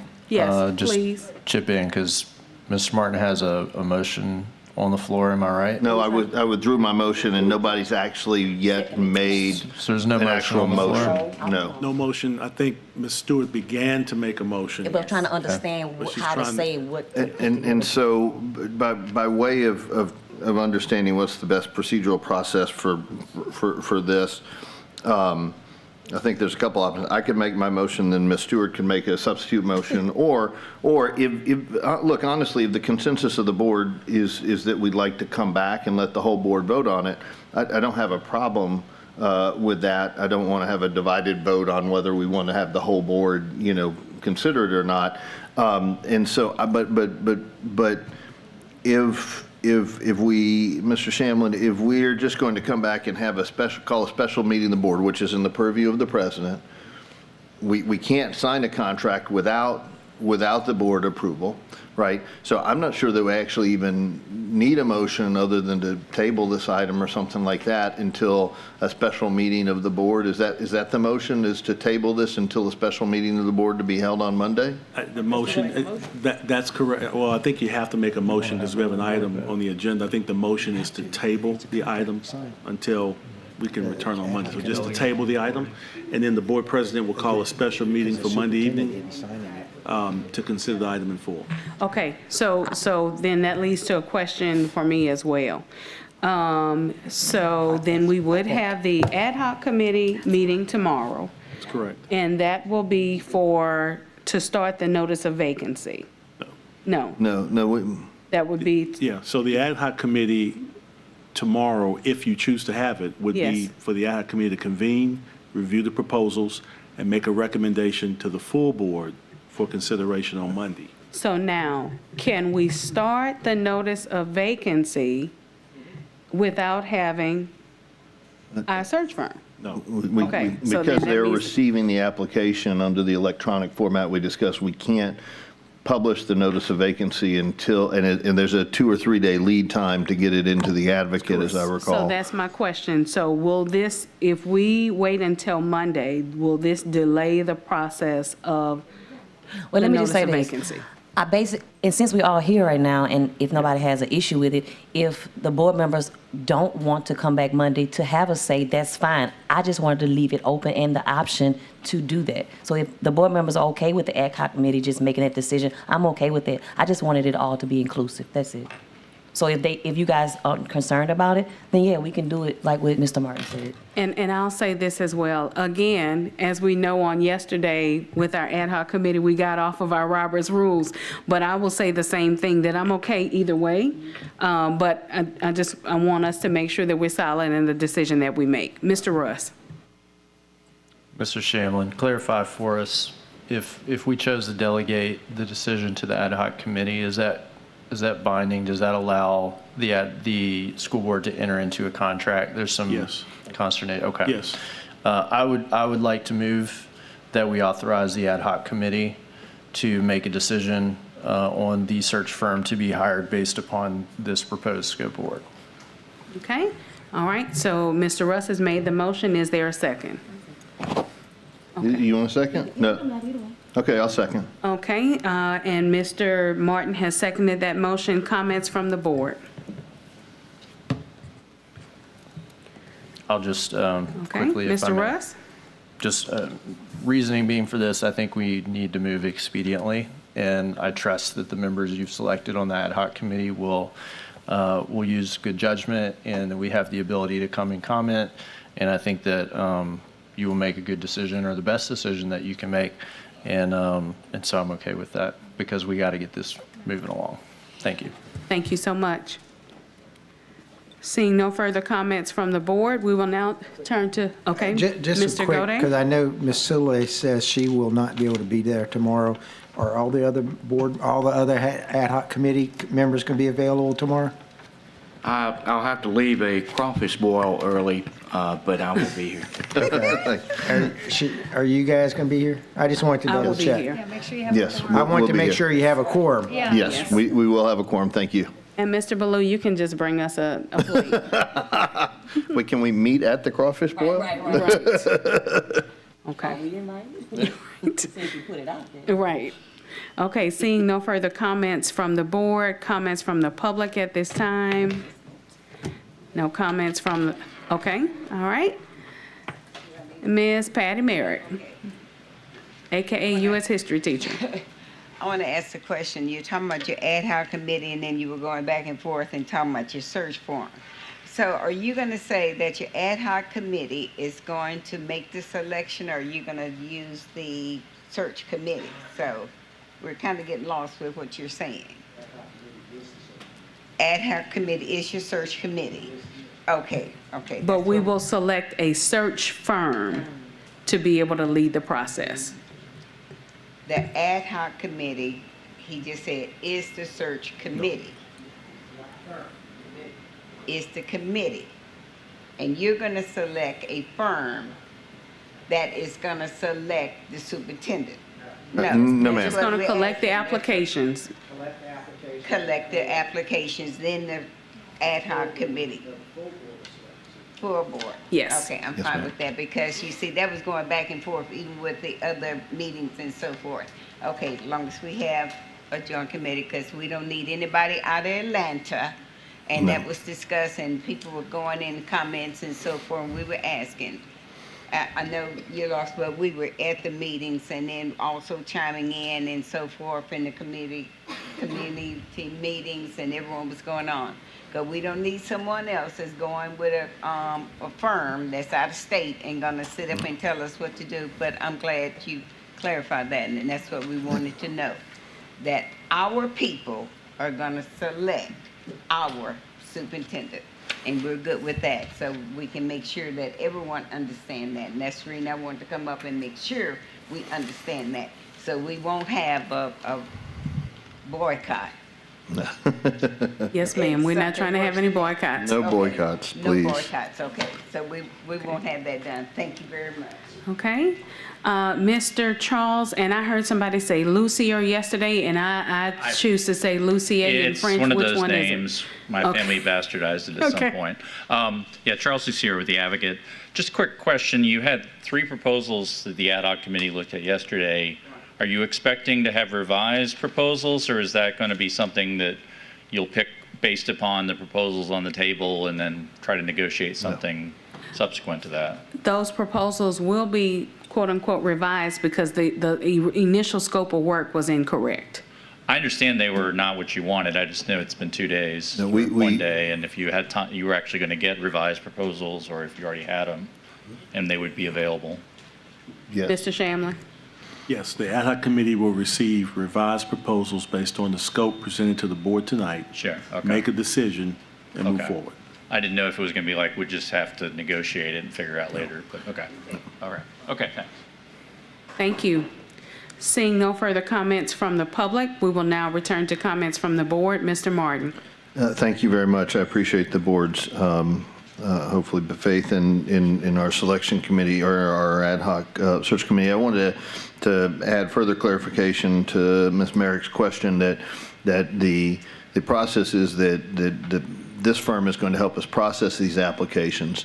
They're going to present a report of all of the applications, an analysis of all of the applications that are officially received to the full board. And those names and applications will, of course, all be made public at that time as well.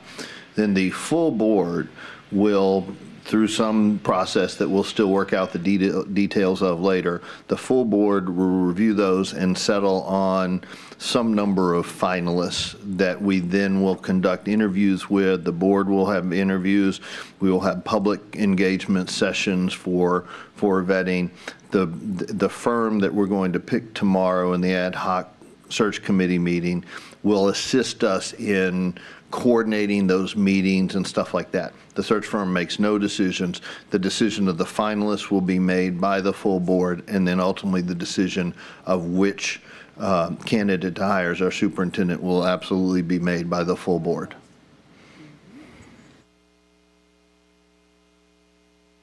Okay, seeing no further board comment, if we could read the motion for the record and then entertain a vote. Motion to authorize the ad hoc committee to approve a firm consultant to manage the superintendent search and award, negotiate, and execute a contract based on the scope of work.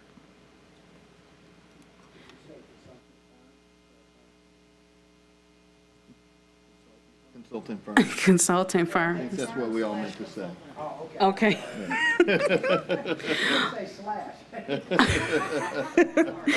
Okay, Madam Secretary, please call for the vote. Please vote.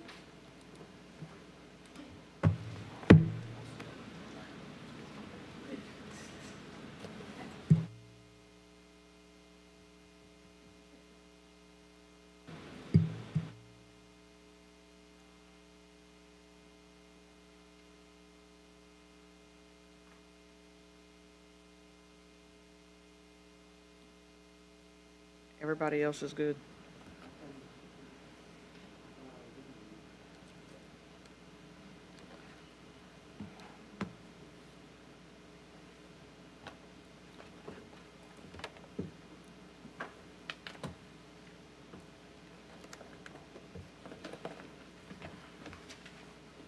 Motion carries. Okay, thank you. So once again, before we leave, just want to say thank you for those of you who have hung out with us for the week. Mr. Kuzan has hung out with us for the week too. So Monday, Tuesday, Wednesday, Thursday, and then we will see some of you tomorrow at 5. Yes, Mr. Godek. Just a quick question. Would it be possible for the ad hoc committee meeting tomorrow be shown on YouTube? Okay, so Just if it's possible, would you please look at it? I don't think any of the team will be here tomorrow. Okay. Okay. Okay. If we We'll happen to check hear it. something different, Yeah. we'll share. We'll check and let you know, Ms. Fine. Golding. Thank you. I'm just trying to keep everything as open and public as possible. I completely understand. You want to come hit the gavel? Okay. Motion to adjourn by Ms. Stewart. All right, you guys have a great evening.